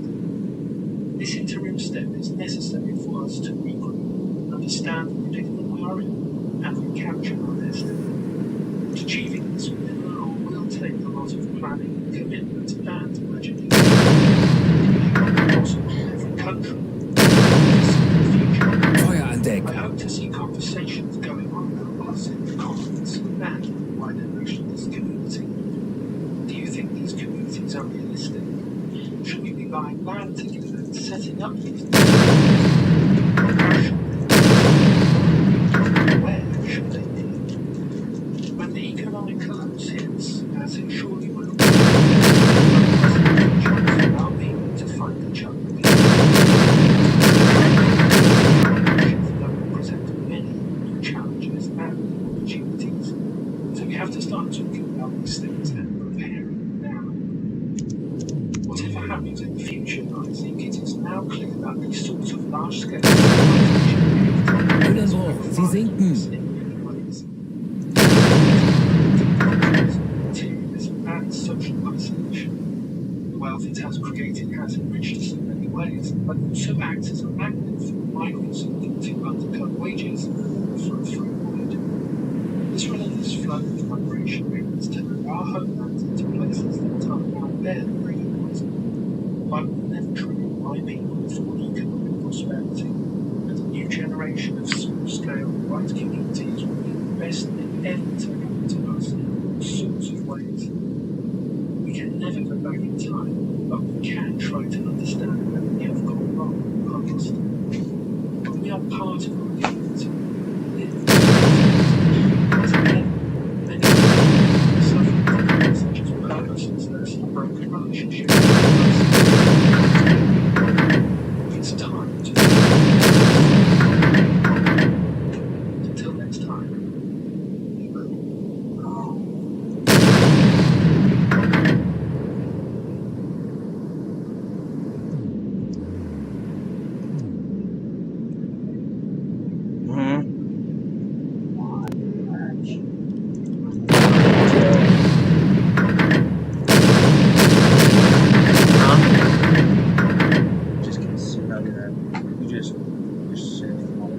Muttering and stuff.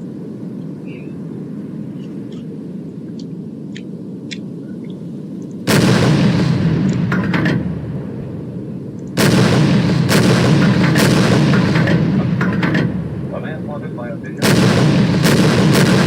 very social critic, Mr. Huxley, 27 years ago, wrote Brave New World. Under a frightful dictatorship. Today, Mr. Huxley says that his fictional world of power is just around the corner. You'll find out why.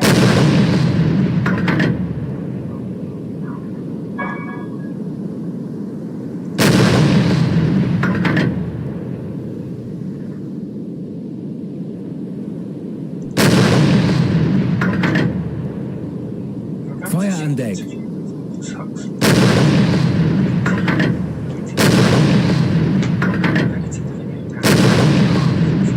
Höhlenbruch, Sie sinken. Minutes of your time very well spent. This interview was recorded when the Soviet Union seemed as was authoritarian. The West's main claim against it was that its superior culture of liberty and prosperity did not require tyranny against its own citizens. When you watch the video, I want you to contrast the political and social climate of that time with that of today. I'll speak to you again after. Enjoy. Good evening, I'm Mike Wallace. Tonight's guest, Aldous Huxley, is a man of letters. As disturbing as he is distinguished, he's just finished a series of essays called Enemies of Freedom, in which he outlines and defines some of the threats to our freedom in the United States. Mr. Huxley, right off the bat, let me ask you this. As you see, who and what are the enemies of freedom here in the United States? Jawohl, Herr Kaloi. Well, I don't think we say United States. I don't think there is any tenant comparison deliberately trying to rob people of their freedom. But I do think that, first of all, there are a number of Herr Kaloi.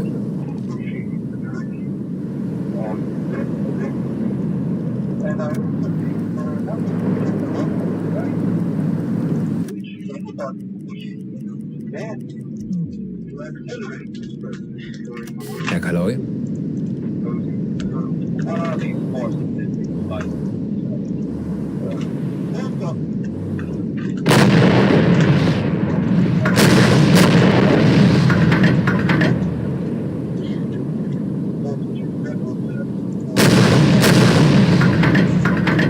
Höhlenbruch, Sie sinken. Feuer an Deck.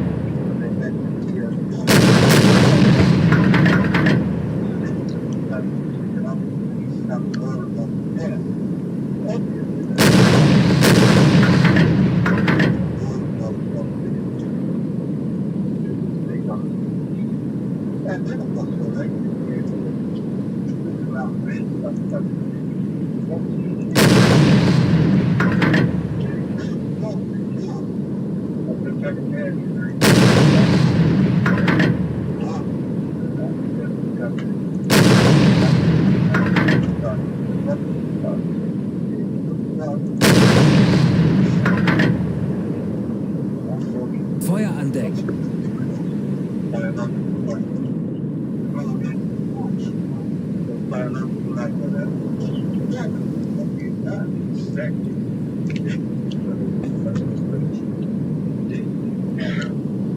Hüllenbruch, sie sinken.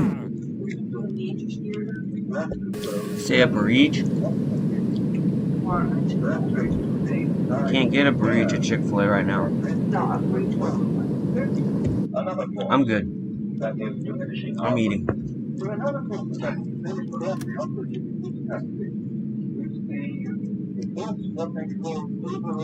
Herr Kaloi.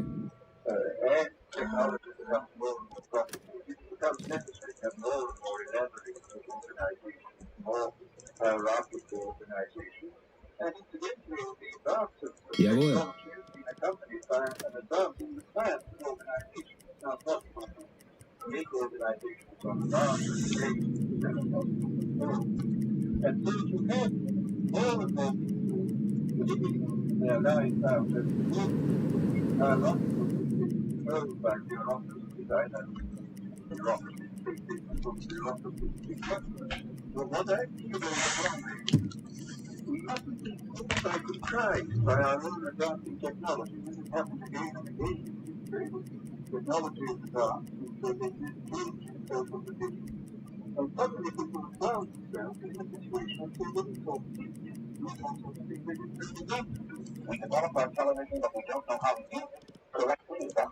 Kapitän.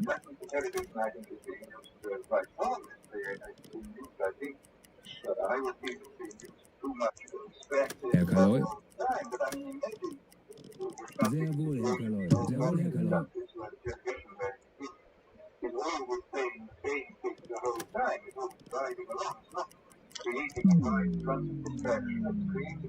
Herr Kaloi.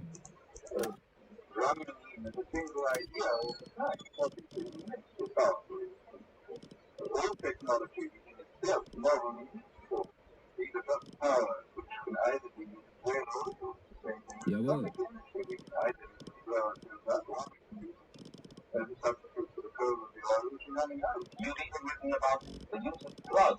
Zu Befehl.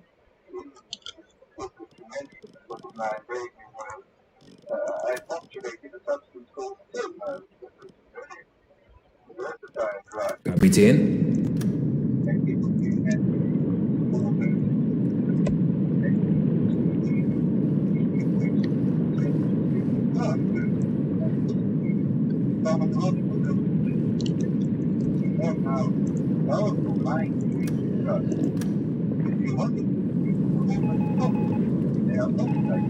Jawohl. Zu Befehl.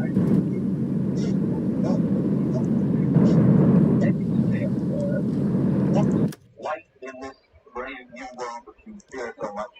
What life might be like? Herr Kaloi. Zu Befehl.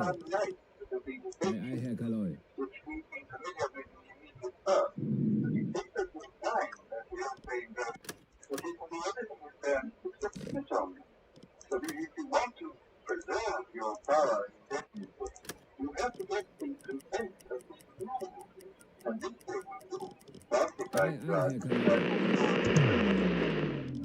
Herr Kaloi. Kapitän. Bestätigt.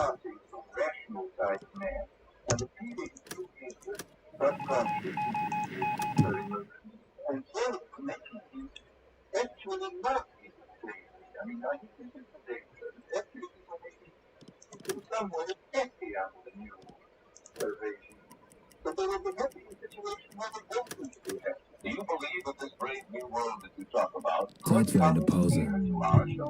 Zeit für eine Pause. Herr Kaloi? Bestätigt. Sehr wohl, Herr Kaloi. Wechseln auf Dieselmotor. Sehr wohl, Herr Kaloi. Sehr wohl, Herr Kaloi.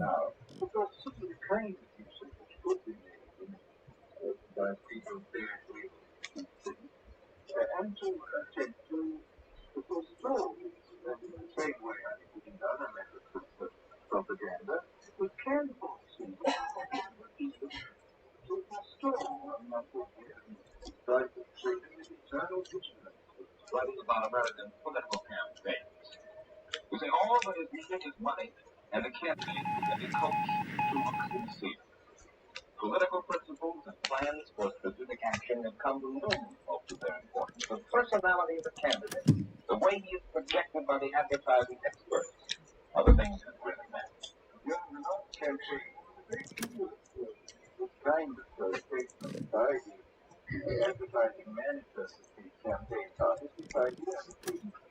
Im Dienst.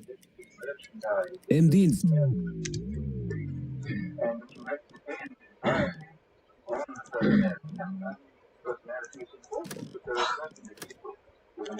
Sehr wohl, Herr Kaloi. Zu Befehl. Jawohl. Zu Befehl. Herr Kaloi?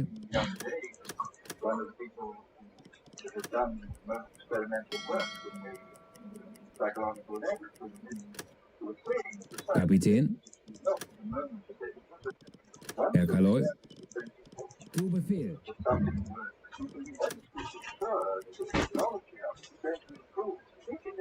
And will be persuaded to vote for candidates who do not know. Zeit für eine Pause. Bestätigt. Huh? It's not a brownie. You can have one. Im Dienst.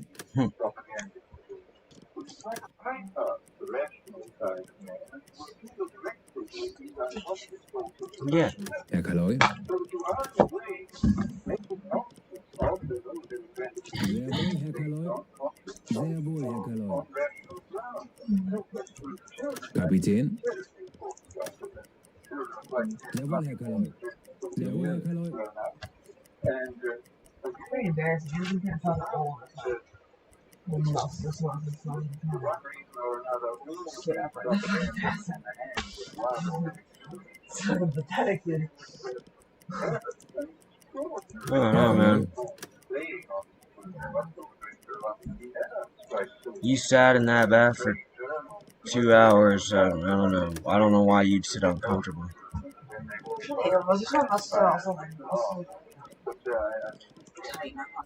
It's already hard enough to be in a bath for 2 hours already.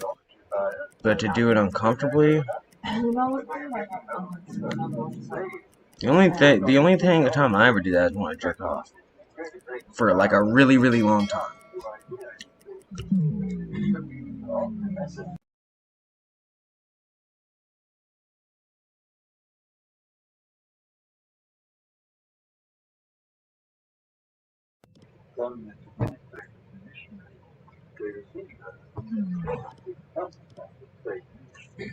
May cause it by 25% of the breakdown of the suicide of the youth.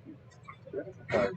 The people the message in the for the same power, obviously the passion for power is one of the moving passions of the youth in man and the soul is the old. Democracy is a big, strong proposition that power is very big. One man, only one small group, one crowd, all the time. Right? Power. Yes. Yes. If it's necessary for justice, yes, I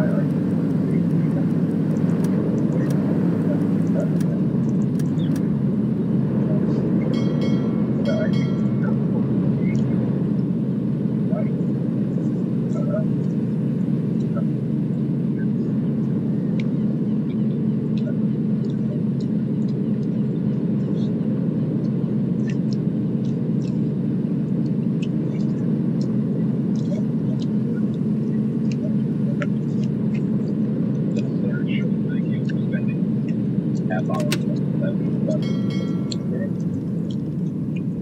All the company finds itself these days will have the children and disturbing suspicion. A quarter of a century after prophesying an authoritarian state in which people use society. He can point at social progress and say, I vote. The crucial question that he takes now is whether the so-called legal Zu Befehl. of saying the same thing about Herr Kaloi? The 1950s are a time to which many nationalists Beim BDU wird viel family, national and social cohesion, gender identity, and free speech that we see today. In this interview, however, one can feel a certain apprehension as to what the outcome of the Cold War would be. But astute as he was, I wonder if Huxley could have ever predicted that just 60 years later, Russia would be giving safe harbor to Western dissidents and saving the Middle East from the forces of Western fundamentalist tyranny. How little did we know in the Nice 1990s that the Cold War would be replaced by the nightmare of globalism. Huxley said here that he did not believe that there were people who were purposely acting against the West. He, like most people back then, seemed not to know of globalism as a movement of high-level subversives in every country using national media and politics to bring down borders, mix peoples, kill national identity, and replace traditional values with materialism and degeneracy. But the radical left's long march through the institutions had already begun. They no longer hide in the shadows today, of course, because they are the establishments now. Huxley's pointed out the dangers of third world overpopulations and materials essentially dominate. What if democracy was aware of material takings? Mass third world immigration, mainly as a result of overpopulation, poverty, though also through globalist policy, has created racially and ethnically divided societies as we did before, which has led to the emergence of relative correctness and hate groups, which now mean the words you speak and you reject. And so the cycle continues. More Western hate equals more third world mouths to feed equals more migration equals You I saw some fucking bug on spider. Little tiny one. controls to silence dissent. Multiculturalism could hardly be better designed to kill our national identities and freedoms. Huxley's key point is that technology will be the primary means of control for the tyrants of the future, that is, of our present. He foresaw that control of modern populations would not require the messiness of physical brutality when much cleaner and efficient methods could be used. It is true that technology has enabled a great many freedoms, such as food today at least. Was brauchst du, Herr Kaloi? Schau mal. It has become easier than ever for the aligned forces in control to exclude us from basic freedoms and services now essential in the modern world. What Huxley called open organization is what we know today as the globalist, authoritarian state and corporate bureaucracies that increasingly control our lives. There was a primarily human vision of the world when it was no national, racial, sexual identity, and the censorship of wrong thing to achieve its end as just Huxley believed that technology of his time, television, was being used in the West quite harmlessly for distraction. Perhaps at that time it may have seen the truth of entertainment. Perhaps at that time it was used in moderation. The time is that TV is now never distracting us in such a way as to create a permanent refuge from reality. The sheer unprecedented quantity of big budget productions is mind. I have met people who do little else than keep track of countless TV series. It's a waste of life, and it's meant to keep us distracted while the real world, our societies, are full of poverty. Of course, it's also being used to change culture, push diversity narratives, feminism, and sexual agendas, and that's just the TV. Of course, Huxley knew nothing about the double-edged sword. What I'm saying is that the technology cat is out of the bag and is there again. The fighters aren't too stupid. These debating analysts talking about pounds rather than words. The role of pharmaceutical drugs was central to Allison's vision of a controlled society. Today, we have the opiate devices are actually quite diseases across America. Antidepressants being prescribed as epidemic methods in the most routine medication for children to health and climate, not to mention the legalization of the alcohol culture, everything from drugs. This seems to be very hard. Huh? It makes us more suggestive What'd you just say? Man, you need to always, whenever somebody says something, you need to, like, kind of do it with an assumption that they know something you don't.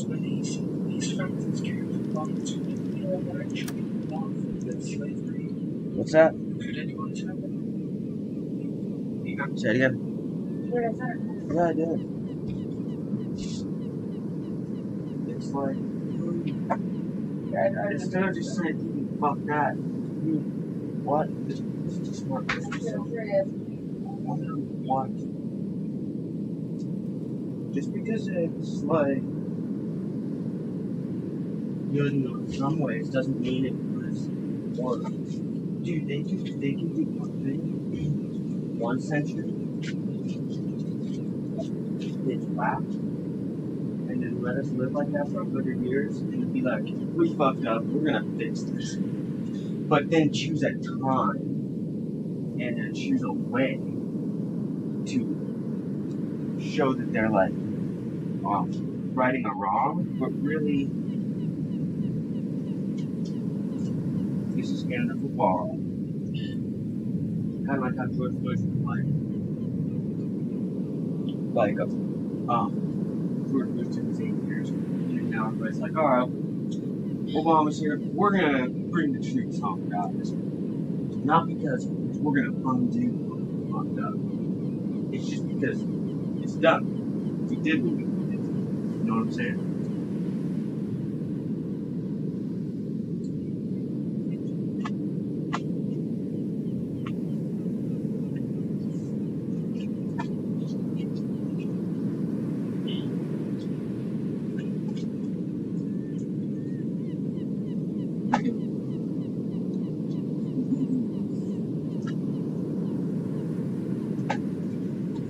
Everybody hated the water rat.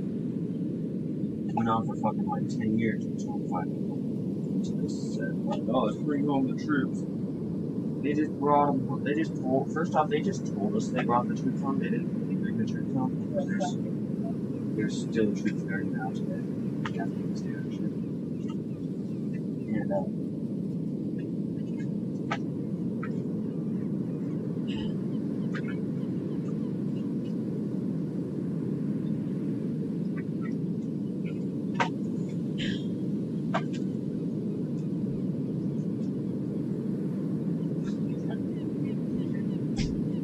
that like different presidents do different things, and they do things based on what they think is right.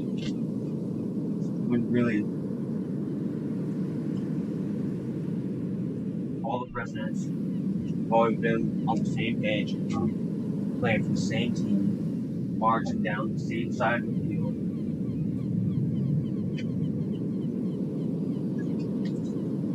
Trying to score points. They try to make you think that, like, oh, we got the new guy, he didn't like the old guy. He's not going to do what the old guy did. It's like, bullshit, he does like them. They're just trying to make it look like he doesn't like them. George Bush and Obama kick it all the time. You see him in pictures all the time. Obama's face now, you see the president on his face when the senator before he got our vote. Such a good before he was like, I'm nice for rock. I never do this, nothing wrong. I'm a straight shooter. And now it's good. Alex Jones.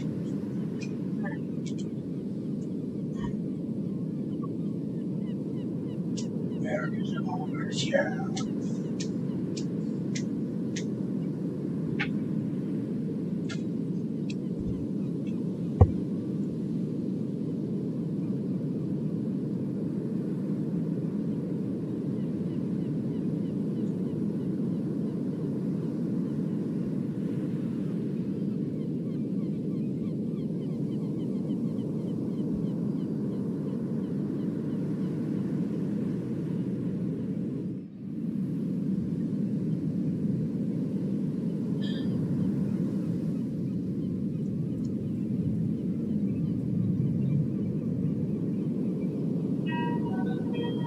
Do you realize how fake it all is? The football, the back. I love this guy. Do you realize how fake it all is? The football, the basketball, the Lady Gaga, the Justin Bieber. You know, he gives you these carbon tax messages. They tell your kids they gotta love Justin Bieber, and then Bieber says, "Hand in your guns, pass the Cybersecurity Act," and you know, Bieber says, "Hand in your guns." Bieber says, "Hand in your guns, pass the Cybersecurity Act." and you know, Just imagine Justin Bieber saying that, you know, it's just or something like on the news. All right, guys, turn in your guns. Pass the Cybersecurity Act. And that's all he said. now they look up to some twit instead of looking up to Thomas Jefferson or Take your vaccine. Tesla or looking up to Magellan. I mean, kids, Magellan's a lot cooler than Justin Bieber. He circumnavigated with one ship the entire planet. He was killed by wild natives before they got back to Portugal. And when they got back, there was only like 11 people alive of the 200. It's actually dope. And the entire ship was rotting down to the waterline. That's destiny. That's will.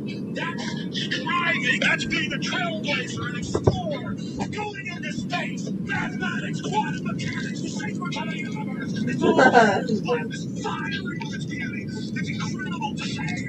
Tuning into it. Everyone's shutting your mind. Talking about Justin Bieber.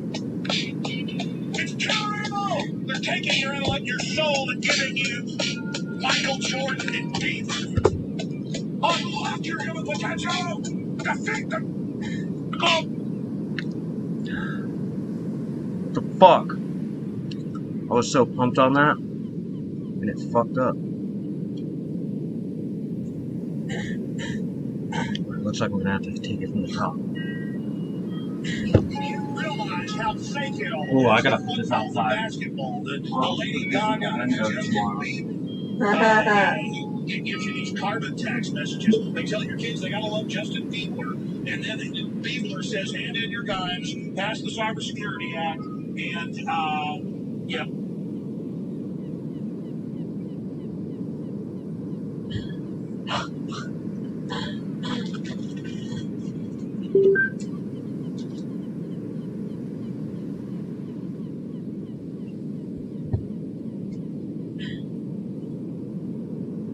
Putting music behind speeches is insane, exactly. So awesome. The football, the basketball, the Lady Gaga, the Justin Bieber, you know, he gives you these carbons. I hate touchscreens, man. Garbage. You realize how fake it all is. The football, the basketball, the Lady Gaga, the Justin Bieber. You know, it gives you these carbon tax messages. They tell your kids they gotta love Justin Bieber.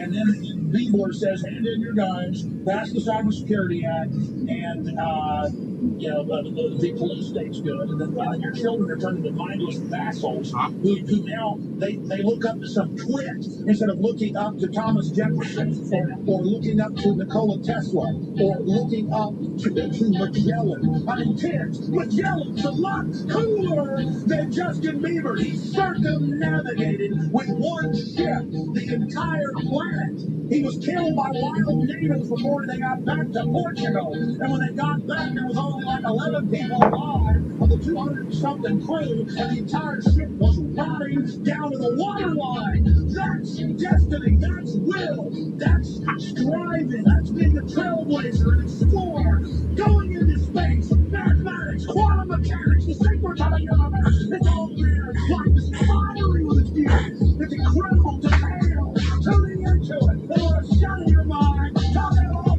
Justice Gamer. It's terrible. They're taking your soul and giving you Michael Jordan and Bieber. Unlock your human potential. Defeat the globalists who want to shut out your mind. Your doorways to perception. I want to see you truly live. I want to see you truly be who you are. I don't want my progeny who's coming, my unborn grandchildren and great-grandchildren, to live in this nightmare system these control freaks have created. Where these wicked globalists are so threatened by human potential, they poison the water, the vaccines, the food, to turn us into a bunch of slugs, a bunch of, well, bottom line sloths so they can control us. It is a crime. It is the most jealous, envious, greedy, hateful, sickening thing the New World Order does, and that's why I'm so pleased to be committed in the fight against them. That's why I don't care about my own life, except I want to continue to live to fight them. That's why I don't have fear. I only have fear of myself and my flesh and not being up to the challenge. And I ask you to look in the mirror and ask yourself, what are you doing in this time of great challenge? What are you doing to unlock minds? Once you unlock a mind, once you unlock somebody, then they can unlock their soul. You can't unlock a soul. Only God can do.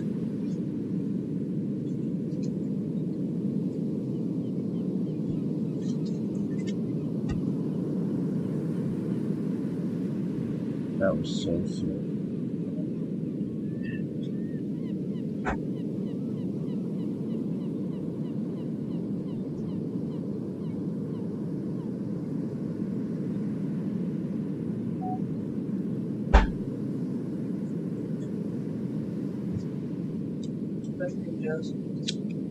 It's admitted, Diebold engineers have quit and said it's all a fraud. All these other big companies have had problems. Why the CIA, has former directors and directors on the boards of these companies. Way worth it. There's electronic modems in a wireless. Shut up! God, he's not a He knows stuff. He's talking. I just want to eat cheeseburgers and be an idiot. Please get him out.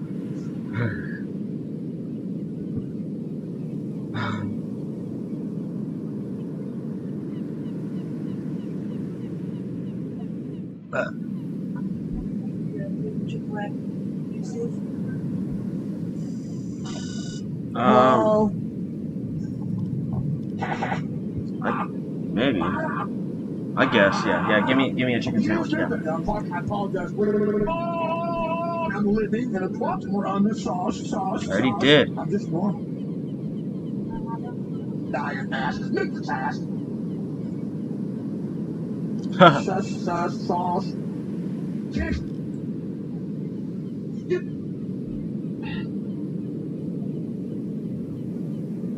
But people are rolling over. The cuckold Germans, the cuckold French, the cucksters, people that are in to being cucked. And what is cucking, folks? It's getting in to being dominated and controlled, getting into being subservient. It's Stockholm syndrome. God damn it! Turn it back. But people are rolling over. The cuckold. I don't want it. Germans, the cuckold French. I would never do it.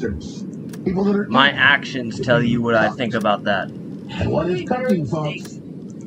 It's getting in to being dominated and controlled, getting into being subservient. It's don't put cheese on a chicken. It's watching 10 guys line up right in front of you and gang bang your wife and tell you you're a little piece of nothing right in front of you. A lot of men get into it.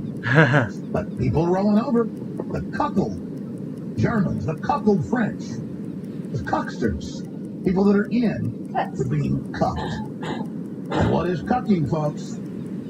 It's getting in to being dominated and controlled, getting into being subservient. It's Stockholm Syndrome. It's watching 10 guys line up right in front of you and gang bang your wife and tell you you're a little piece Das of kann deine nothing neue right in Crew front of sein. one of them and get Lassen Sie into mich it. wissen, wenn Sie Ihre Dokumente But sehen people möchten. rolling over, the cuckold Germans, the cuckold French, the cucksters, people that are in to being cucked. And what is cucking, folks? Okay, how does this keep playing over and over? We're gonna beat your ass! You just get that through your stinking traitorous heads! Excuse me, I apologize. We have a lot of Christian affiliates. I am a Christian. But I will stomp your head in if you start a fight with me, you thug scum! Anyways, excuse me, ladies and gentlemen. Bunch of cowards! Excuse me. I'm not controlling myself right now. She is a demon damned to hell! Excuse me, I've been trying to control myself, trying to be professional about this. But at a certain point, I'm just really getting pissed. Excuse me. We're not going to have Pepsi with baby flavoring in it. I mean, what the hell have we become? Excuse me. I didn't have a liberal from New York in the bathroom. I couldn't wipe my ass. Excuse me. I apologize. We have a family audience. That was wrong, and I won't do it again. Because I'm a coward like you. I'm sorry. You dishonorable, cowardly pieces of garbage. Beim BDU Excuse me. Coming for you! Coming for you! We know what you're doing! Sorry. Piles of manipulative, lying crap! Dies sind die heutigen Aufträge vom BDU. Streng geheim. Excuse me. We're gonna burn in hell! Excuse me. This is a time bomb. You're a big tough guy, buddy. You just ran into me. Yeah, how do you like that? Now hit me in the face and see what happened, punk. I'm sorry. There's an attack on the species by a guild of psychopaths, and they must be defeated. I'm gonna settle down. We're gonna make an extra 7 sticky rolls this week. We're gonna beat your ass. You just get that through your stinking traitorous heads. Excuse me, I apologize. We have a lot of Christian affiliates. I am a Christian. But I will stomp your head in if you start a fight with me, you thug scum. Anyways, excuse me, ladies and gentlemen. Bunch of Was cowards. brauchst du, Herr Kaloi? Schau mal. Excuse me. I'm not controlling myself right now. She is a demon damned to hell. Excuse me, I've been trying to control myself, trying to be professional about this. But at a certain point, I'm just really getting pissed. Excuse me. We're not going to have Pepsi with baby flavor. Hey, listen, asshole. Quit saying Roger and I. I've never used cussing in 23 years, but the gloves are off. Yeah, you have. Bitch. What the fuck's your problem? You want to sit here and say that I'm a goddamn fucking Russian? You get in my face with that, I'll beat your goddamn ass, you son of a bitch. You piece of shit. You fucking goddamn fucker. Listen, fuckhead. You have fucking crossed the line. Get that through your goddamn fucking head. Stop pushing your shit. You're the people that have fucked this country over and gang raped the shit out of it and lost an election. So stop shooting your mouth off, claiming I'm the enemy. You got that, you goddamn son of a bitch? Fill your hand. I'm sorry, but I'm done. You start calling me a foreign agent, those are fucking fighting words. Excuse me. Hey, listen, asshole. Quit saying Roger and I. I never used to.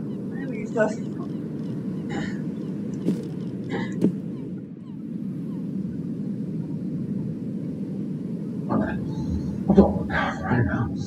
Oh, you were going to submit to us. Our time of liberalism is here. You drink that fluoride. You take these vaccines. Donald Trump says vaccines might be dangerous because one of his kids got hurt.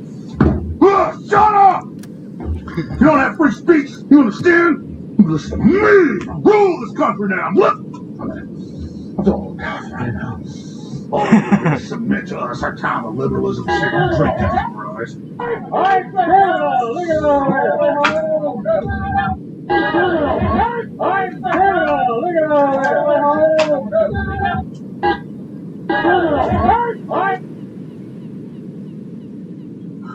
think Alex was in jail for like a day. God, what won't that Chicago Mafia think of next? Oh, hi guys, I care about your health. Come on in. Is there anything other than the fluoridated water? Sir, fluoride strengthens your teeth. Mayor Bloomberg's a very respected man. Okay, the government cares about you. Michelle Obama cares. Being in the wrong players. ball horny when he's not supposed to. God, what won't that Chicago Mafia think of next? Hit him with some bullshit. Oh, hi guys, I care about your health. Huh? Come on in. Anything Sir, fluoride. If one more lady walks in down the street or at the grocery store and says, hey, did you see the Cowboys last night? What you think? I'm sick of that stuff. Yeah, when he was a radio he used to have the police calls and would send private bodyguards to people's houses in Florida and New York where he lives. He had caller ID and talk radio. Nobody else has that. And would literally, if someone disagreed, send bullies to their house. O'Reilly, you send bullies to my house, I'm going to break their jaw. And if you try that with me, punk, I don't care if you're a thug who wants to bully people. Okay? You got to be ashamed of yourself. After all the bullying Irish went through, he turned a big fat bully. You're big fat bully, scumbag! I don't like you! You understand that? I'm sick of these people! Damn liar! So, go ahead, go finish up, Mike. I'm going to the calls. Well, as Bill Riley is putting out all the basic head fakes that the left uses again. Bill O'Reilly shouldn't have bodyguards. I'm sick of that.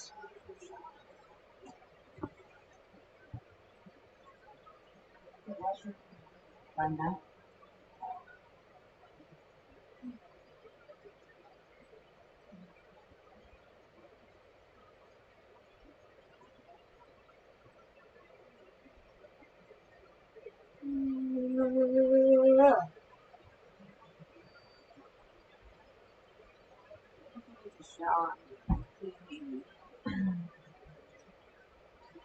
the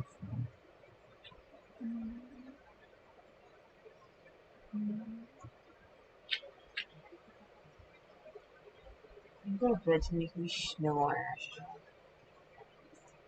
Yeah.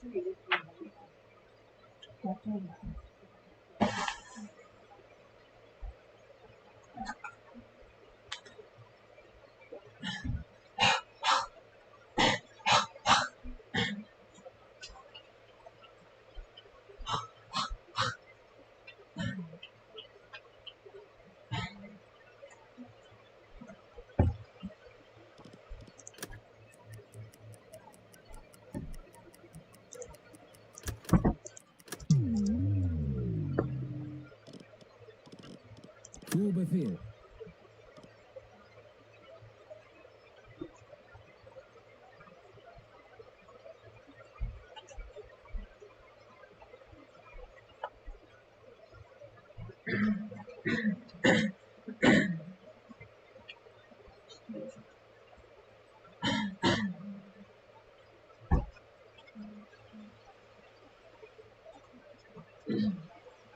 Dude, this is so whack.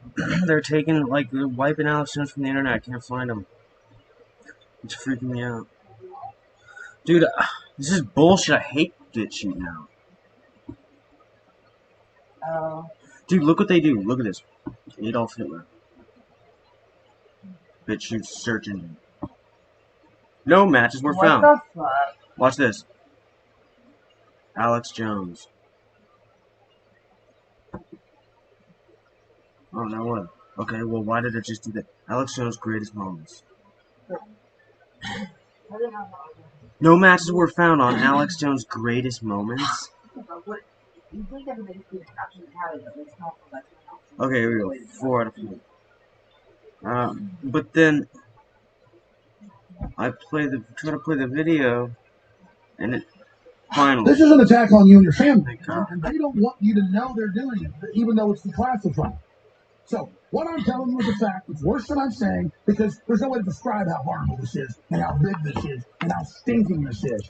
I can't tell you about the Matrix. You're going to have to decide whether it's red pill or see it yourself. Just take the red pill, people! Imagine if people are mad at test shampoo on buns. Where's the concern about human testing? That's going on. Or the chimera testing. Oh yeah, chimeras. It's like pigs, sheep, and cows that are part human. So are the pigs and cows that don't. So this isn't a...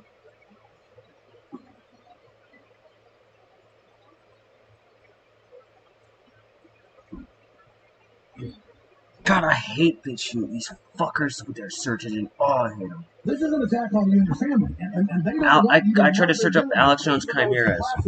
Nothing. So, what I'm telling you is a fact. It's worse than I'm saying, because there's no way to describe how horrible this is, and how big this is, and how stinking this is. I can't tell you about the Matrix. You're going to have to decide when to take red pill and see it yourself. Just take the red pill, people! Imagine if people are mad at test shampoo on buns. Where's the concern about human testing? That's going on. Or the chimera testing. Yes, they're growing humanoids inside pigs, sheep, and cows that are part human. So are the pigs and cows, so don't inject them. I'm showing MIT on screen human-animal chimeras gestating on research farms across the U.S. And it's not a radical new approach. It's going on for 50 stinking years. They're just getting ready to roll it out, but they're rolling it out their way, how cute and fun it is. See? And sit back.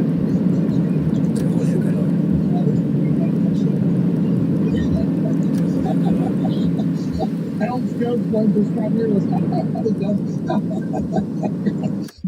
You're sitting there with almost no audience. And those that do watch you don't trust you. You're a joke. Well, you got a bunch of, I love old people, but you got a bunch of, look at the ads, catheter ads, all this. You got a bunch of 85 people, 85-year-olds on average, who aren't even there because they think the girls are pretty. You're all typecast to make 85-year-olds think you're cool. I mean, you're really cool. You're really trailblazing the future. With computers and robots and upscaling technology, we should all... Oh, yeah, there we go. That's so awesome. A really fun, interesting project. And going to the stars and just having incredible that are guided by moral compass and being preparing themselves to go to the next level of human development, which is just unbelievably amazing. Not going to happen. The elite have stated in thousands of white papers that we've covered hundreds of them here that they decided that you're unwashed, you're going to be drugged, chemicalized, entertained into a stupor, and you're going to be getting cancer, and you're going to be phased out. Pretty soon, though, it'll be neurological disorder will be the main cause of death, that infectious disease. And they tell you they're killing you. And see, they tell me they're killing me in all these books, and I see them actually setting it up and putting the tractor boxes in the car. And this is like a normal man. I'm like, oh, get ready, folks, rally, do something, put it in the middle. People are like, shut up, man. Cowboys are coming off, baby. And then I'm a little weirdo because as a normal man, I'm just trying to survive and have a future for humanity. People look at me and they go, you care about other people? You actually care? My problem is, you try to help a lot of people, they don't want your help. You try to show people the secrets out there. Kapitän? They like the way they see the world. They don't care what's really there. Herr Kaloi? Herr Kaloi? You know, this isn't my opinion. Kapitän? There is fact. And the difference is now people know that's true. They know that really it's worse than I'm saying, but I don't have the words. I don't have the verbal, mechanical facades to paint you a picture of the abject horror that we're going into. Aye, Herr Kaloi. Paper-thin wall are the nastiest, most despicable, most dehumanizing, most horrifying things you could ever imagine. Herr Kaloi?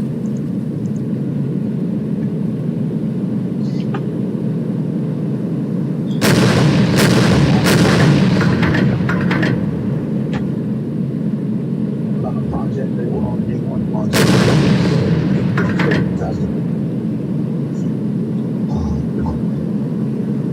They have tanks, people clawing inside. You see a turtle in the zoo goes out in the field for it.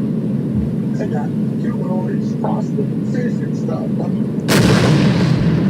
we're screwing people. I mean, you understand that? And I know I keep obsessing because it's in the news what they're doing now. They don't show it to you. They're staying on farms or embryos and humans growing in animals. No, it's beyond that. They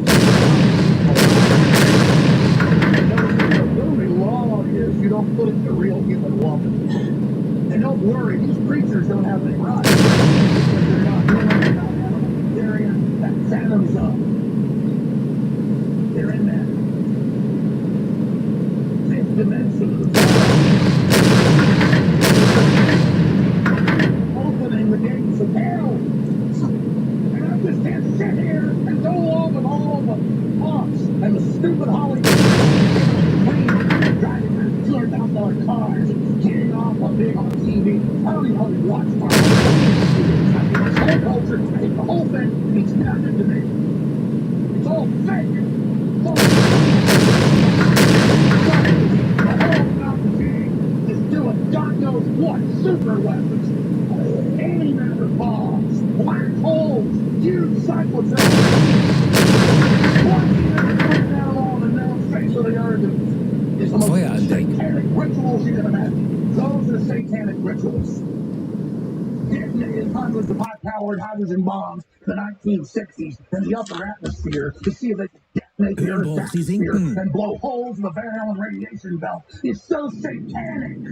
Splicing little babies with fish is satanic. Putting prions and all this garbage in our food is satanic. You think real Satanists go and just sit there and have sex with some hot chick on a black altar? That's how they get the low-level people in. Real Satanism is about murdering this planet. And all you stinking Satanists are nothing but cowards that have tried to join this system. You have no idea what Lucifer's got in store with you. You scum. You're gonna be torn limbs from the slowly. Your deaths are gonna be slow. That scum.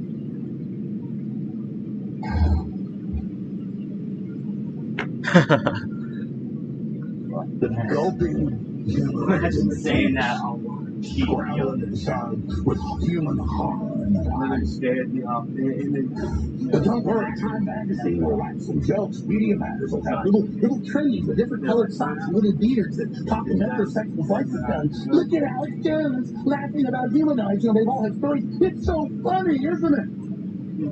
It's going to be funny when you're dying at 40-something of a neurological disorder.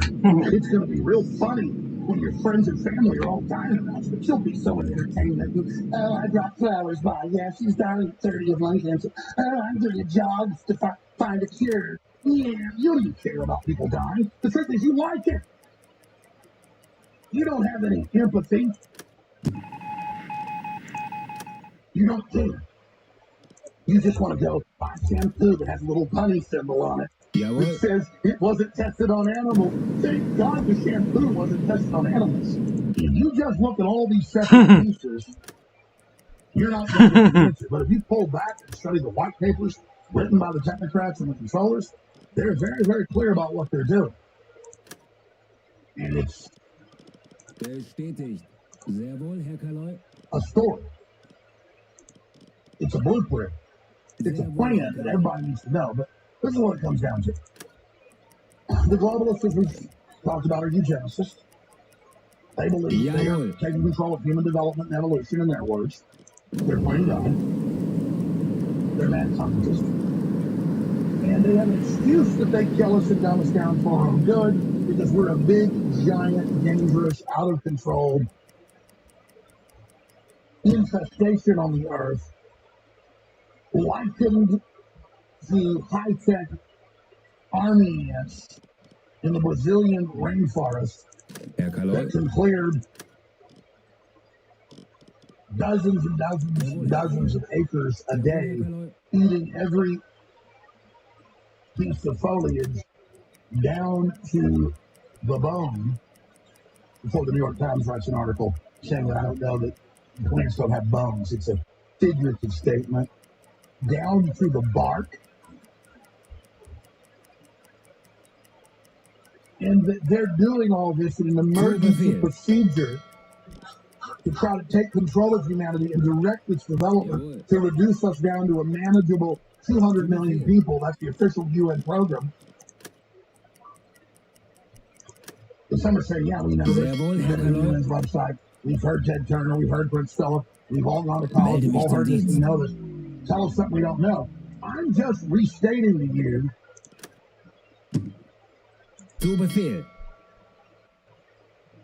what their goal is. I mean, that's pretty darn important to understand that they've got a cosmology where they can absolutely target every man, woman, and child on Earth and incrementally dumb us down and poison us in these cultural warfare systems on us to hamstring our species and to shut down our life force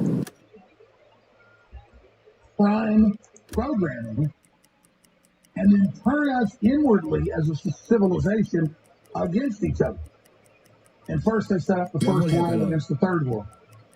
But internally they set up the family against each other and the cultures against each other. And at every level, it's about siphoning off productivity to get everyone in a position where they're completely unnatural, completely disconnected from reality, completely confused, and fighting with each other so that there's not enough resources to go around to create a negative economy that begins to implode like a black hole. Well, number one, then you study the globalists, they're some of the most wicked, hateful, evil people who actually enjoy what they're doing, and they're releasing the most dangerous technologies you can imagine that are killing the Earth itself while they claim they're prepared to call humans in the name of saving the Earth. But then when you study what they're actually doing, they block programs that reduce population in areas that should be released and should be reduced because it's untenable. Clean industrial movements to the cause the 1.5 job That's just because they're not coordinated about you read deeper into their actuaries, like the Royal Commission and 59 and others. And then you pull back from it and you realize, oh my God, it's a plan to kill humans and kill animals and kill the oceans and kill the atmosphere and whoever these people are, whatever they're doing, wherever they came from, whatever it is. It's anti-life on this planet and it's rewriting and taking everything over. So that's what it comes down to.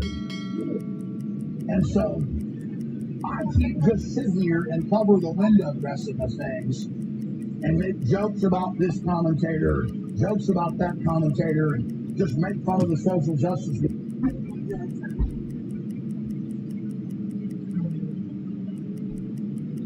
Fish switching.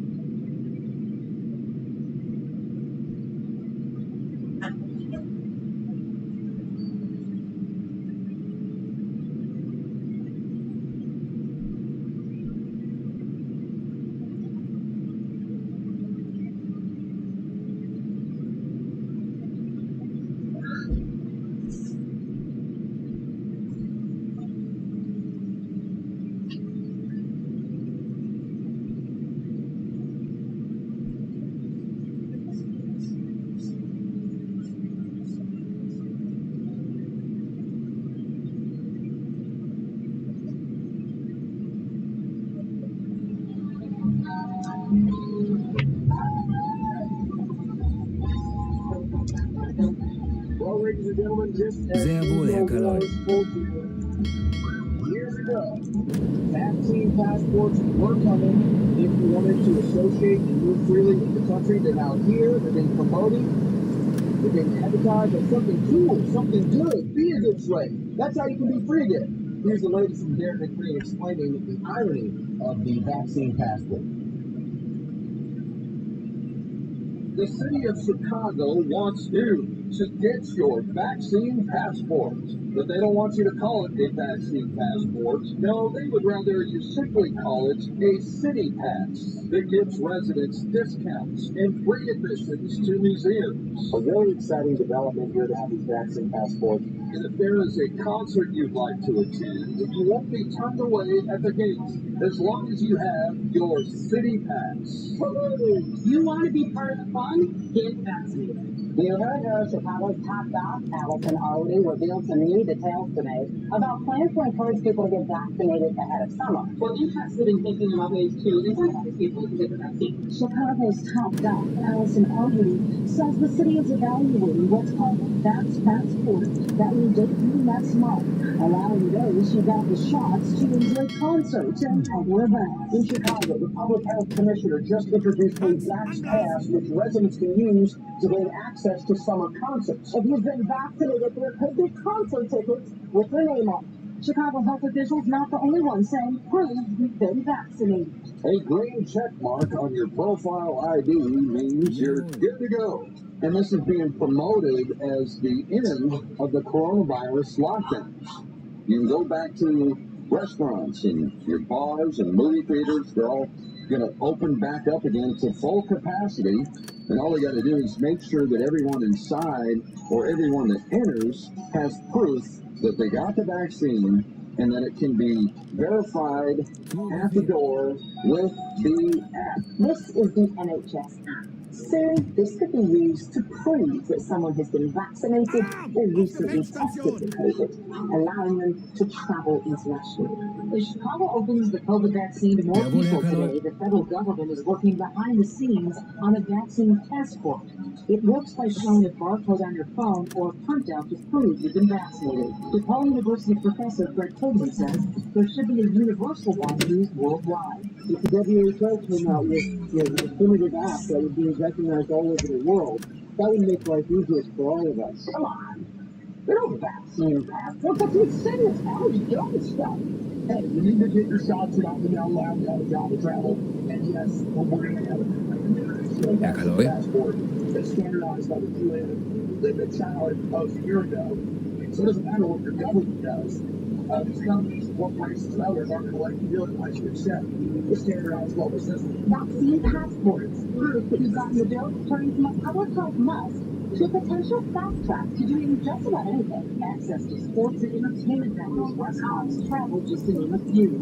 What is a very promising approach to successfully promoting vaccine, reopening society, increasing freedom for many Americans. The moment of freedom for you is when you get vaccinated, when you reach the 2-week mark. These are people who otherwise might not be vaccinated, so let's give them that incentive. People should require friends to be vaccinated to attend the barbecues and the birthday parties they host. If we want to convince the unvaccinated to do their part, is the best approach to show them those who have had their shots are still wearing masks, or would displays about foregone freedoms in a pre-COVID world be more effective messaging? That's the carrot.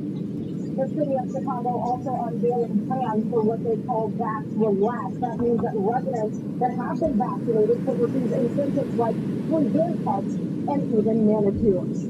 Now look, in a way, we should be sitting here combing through our old footage from over a year ago, saying it's all that passport, showing the mainstream news clips saying, no, Israel wasn't lying, Alex wasn't lying, we're not making that passports, 15 days to slow the spread. But now you have Democrat governors saying, hey, load up those high schoolers on buses and take them to the mass vaccination center. We're going to inoculate them. And that's for the, hey, make sure you take grandma to the euthanization center, be a good citizen. Ladies and gentlemen, it is Tuesday, May 4th, 2021. This is the InfoWars Word, brought to you by InfoWarsStore.com, streaming live at band.video, bandthis.tv, and warroomsraw.com. I'm your host, Sean Shorter, with you for the next 3 hours. Where to begin? Of course, everybody fixated on Bill. Kaloi. No, not because he's pretending to be a doctor on mainstream news, telling you when you can or can't be free, telling you you need to be force inoculated. No, because he's now getting a divorce. And so the information about Bill Gates' massive farmland empire has to come out now. So now we know all these different states he has tens of thousands of acres of land in. In Texas, and in Missouri. You can look at all that information that comes out. And of course, now people are saying, oh, visited by Bezos, Jeff Bezos, that's right now. That was a different scenario. Kapitän. Herr Kaloi. In England, he's been vacationing every summer since the 80s, alone at home despite being married. Questions about the arrangement with marriage. Kapitän. Herr Kaloi. So they do everything to avoid old Billy Boy hanging out with his pal. Herr Kaloi. Billy and Jeffrey. Bill Gates and Jeffrey Epstein.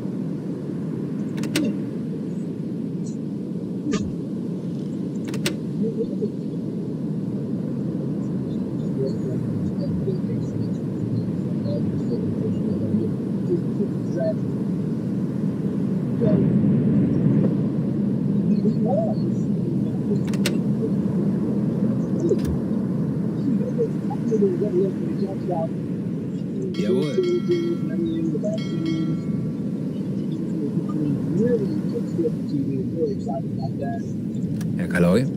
He's in pictures with Jeffrey Epstein. Really looks like he is just, he's flushed, he's a little nervous, he's excited.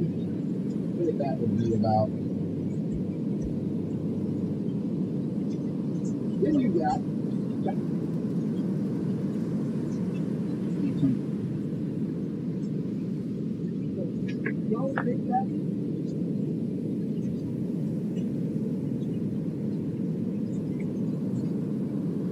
what about Kapitän, his ex-girlfriend? In England, he's been vacationing every summer since the 50s. All despite being married. He raises some questions about the arrangement.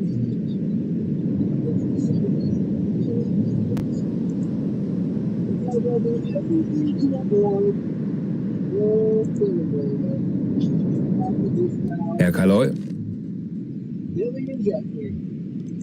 Bill Gates and Jeffrey Epstein.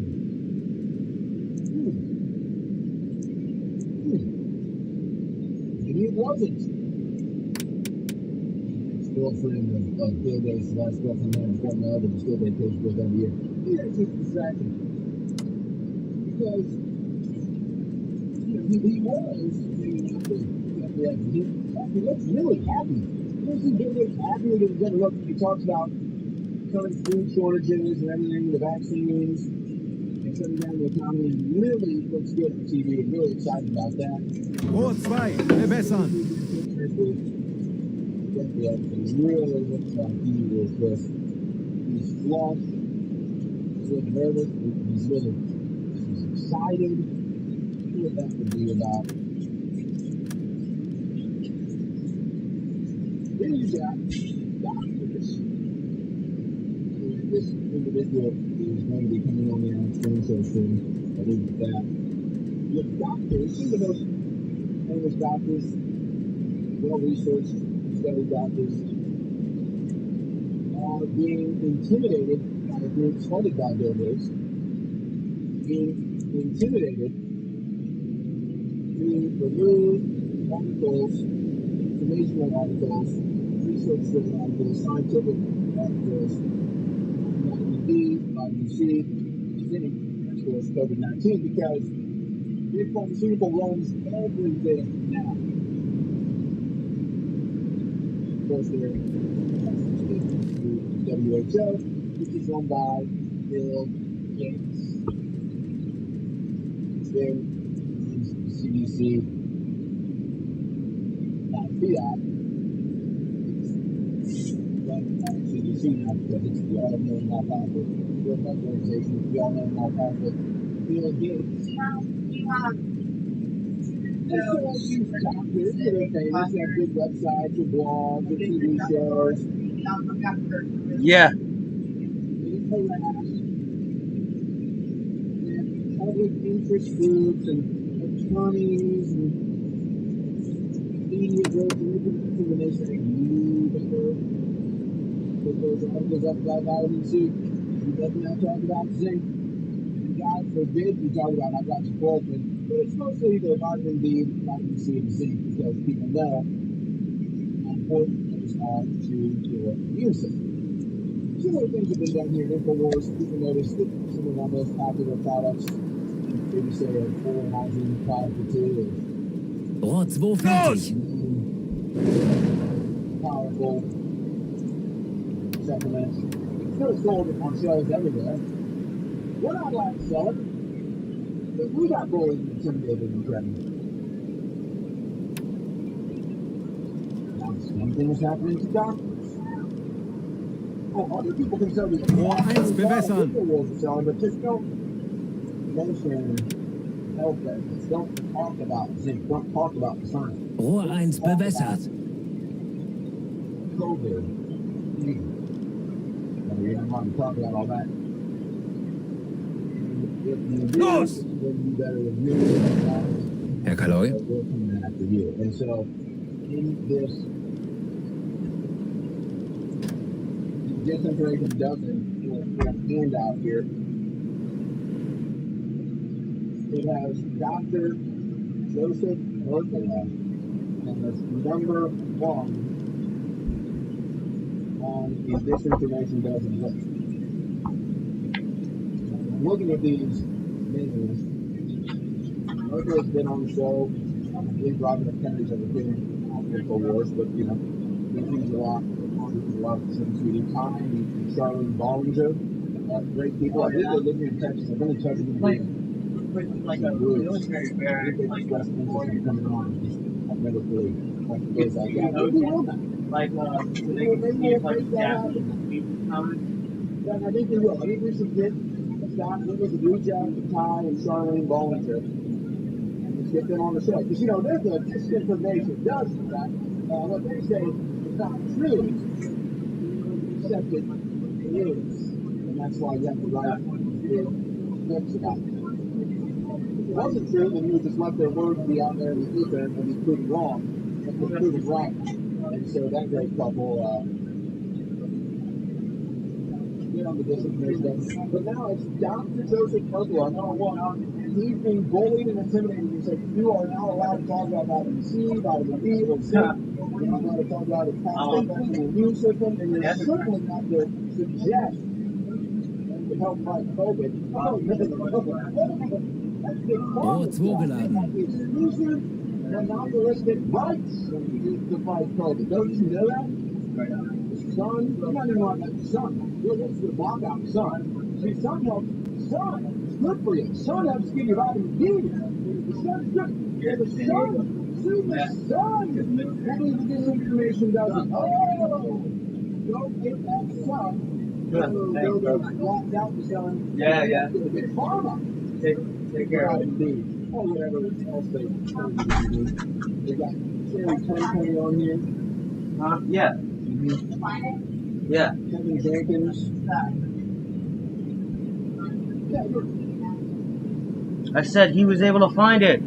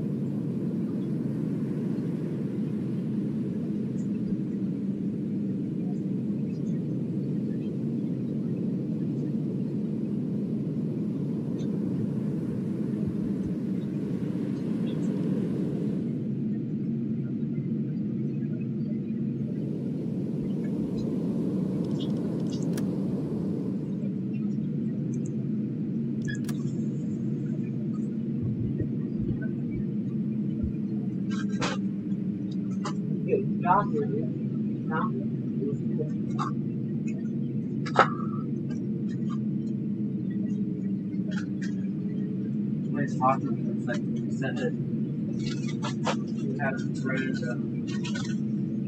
like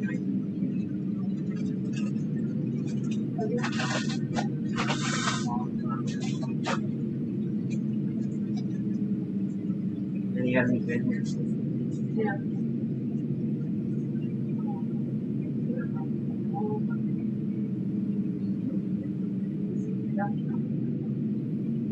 Rohr 1 geladen.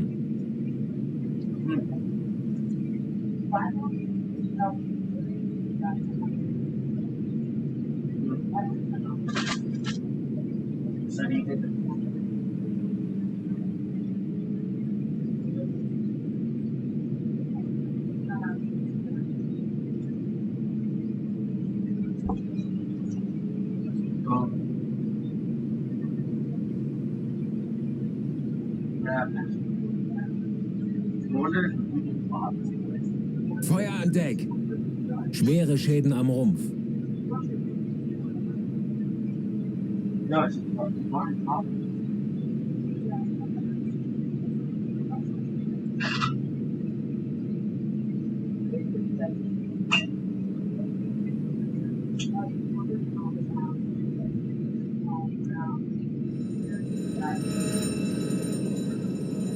Rohr 2, bewässern.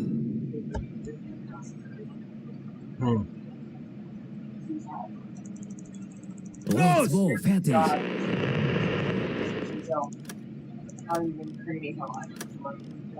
Kapitän, Herr Kaloy. Zu Befehl.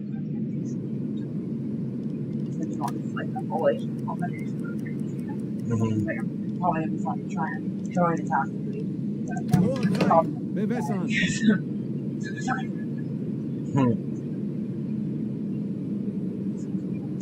be funny to see Rohr some 3 token like bewässert. that are super American. And it's like, oh hey, how's it going? Oh, and then you see them like going like, you know, like they're totally normal, but they're just like, nah, man. Los!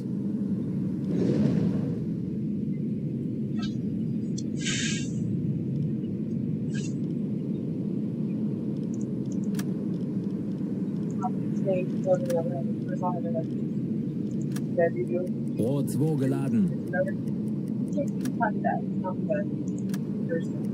Rohr 3 geladen. Feuer an Deck. Schwere Schäden am Rumpf. Sie gehen unter.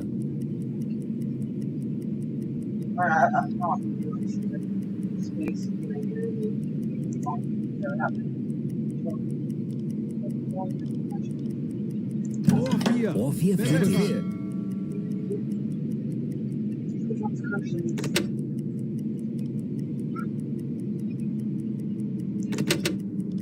Los!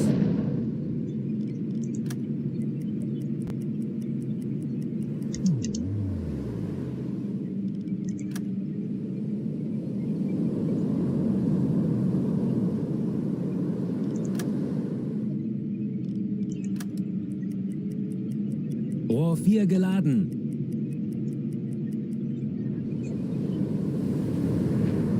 Schwere Schäden am Rumpf.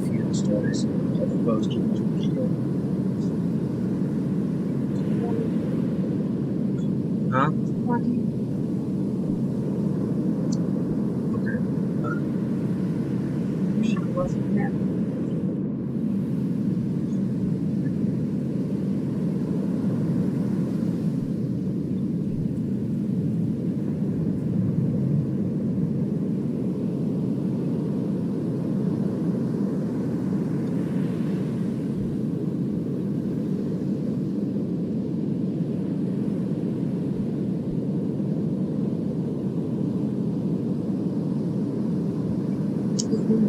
The first device for hacking your metabolism. With just one breath, Lumen tells you what you're currently burning for energy, carbs, or body fat. So you can see what's going on with your metabolism in real time and What?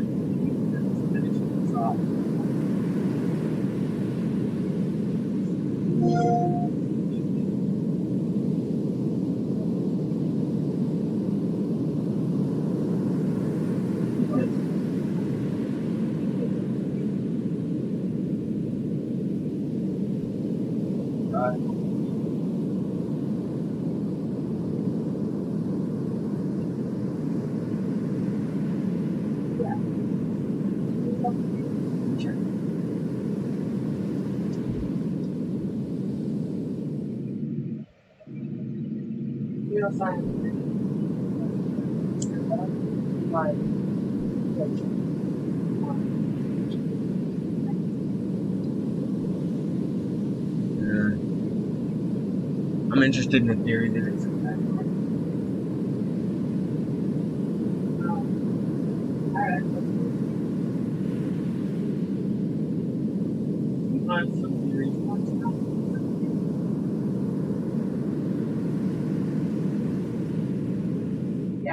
It's like conspiracy theories and not conspiracy theories. Yeah. Real science.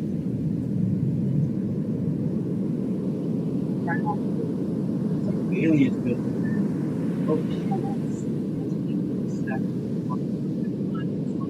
Hey, that's it? Yeah. Story over? No. And that has something different about life. That's that.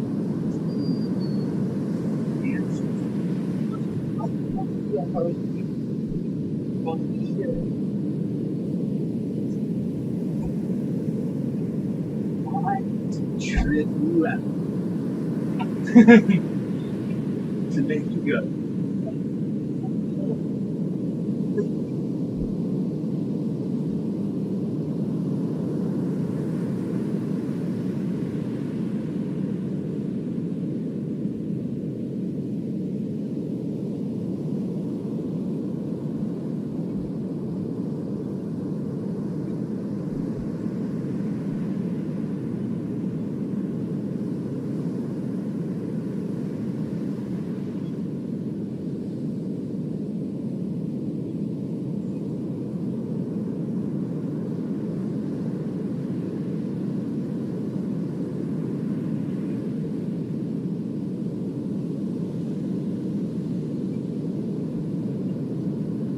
They're gonna be good at it.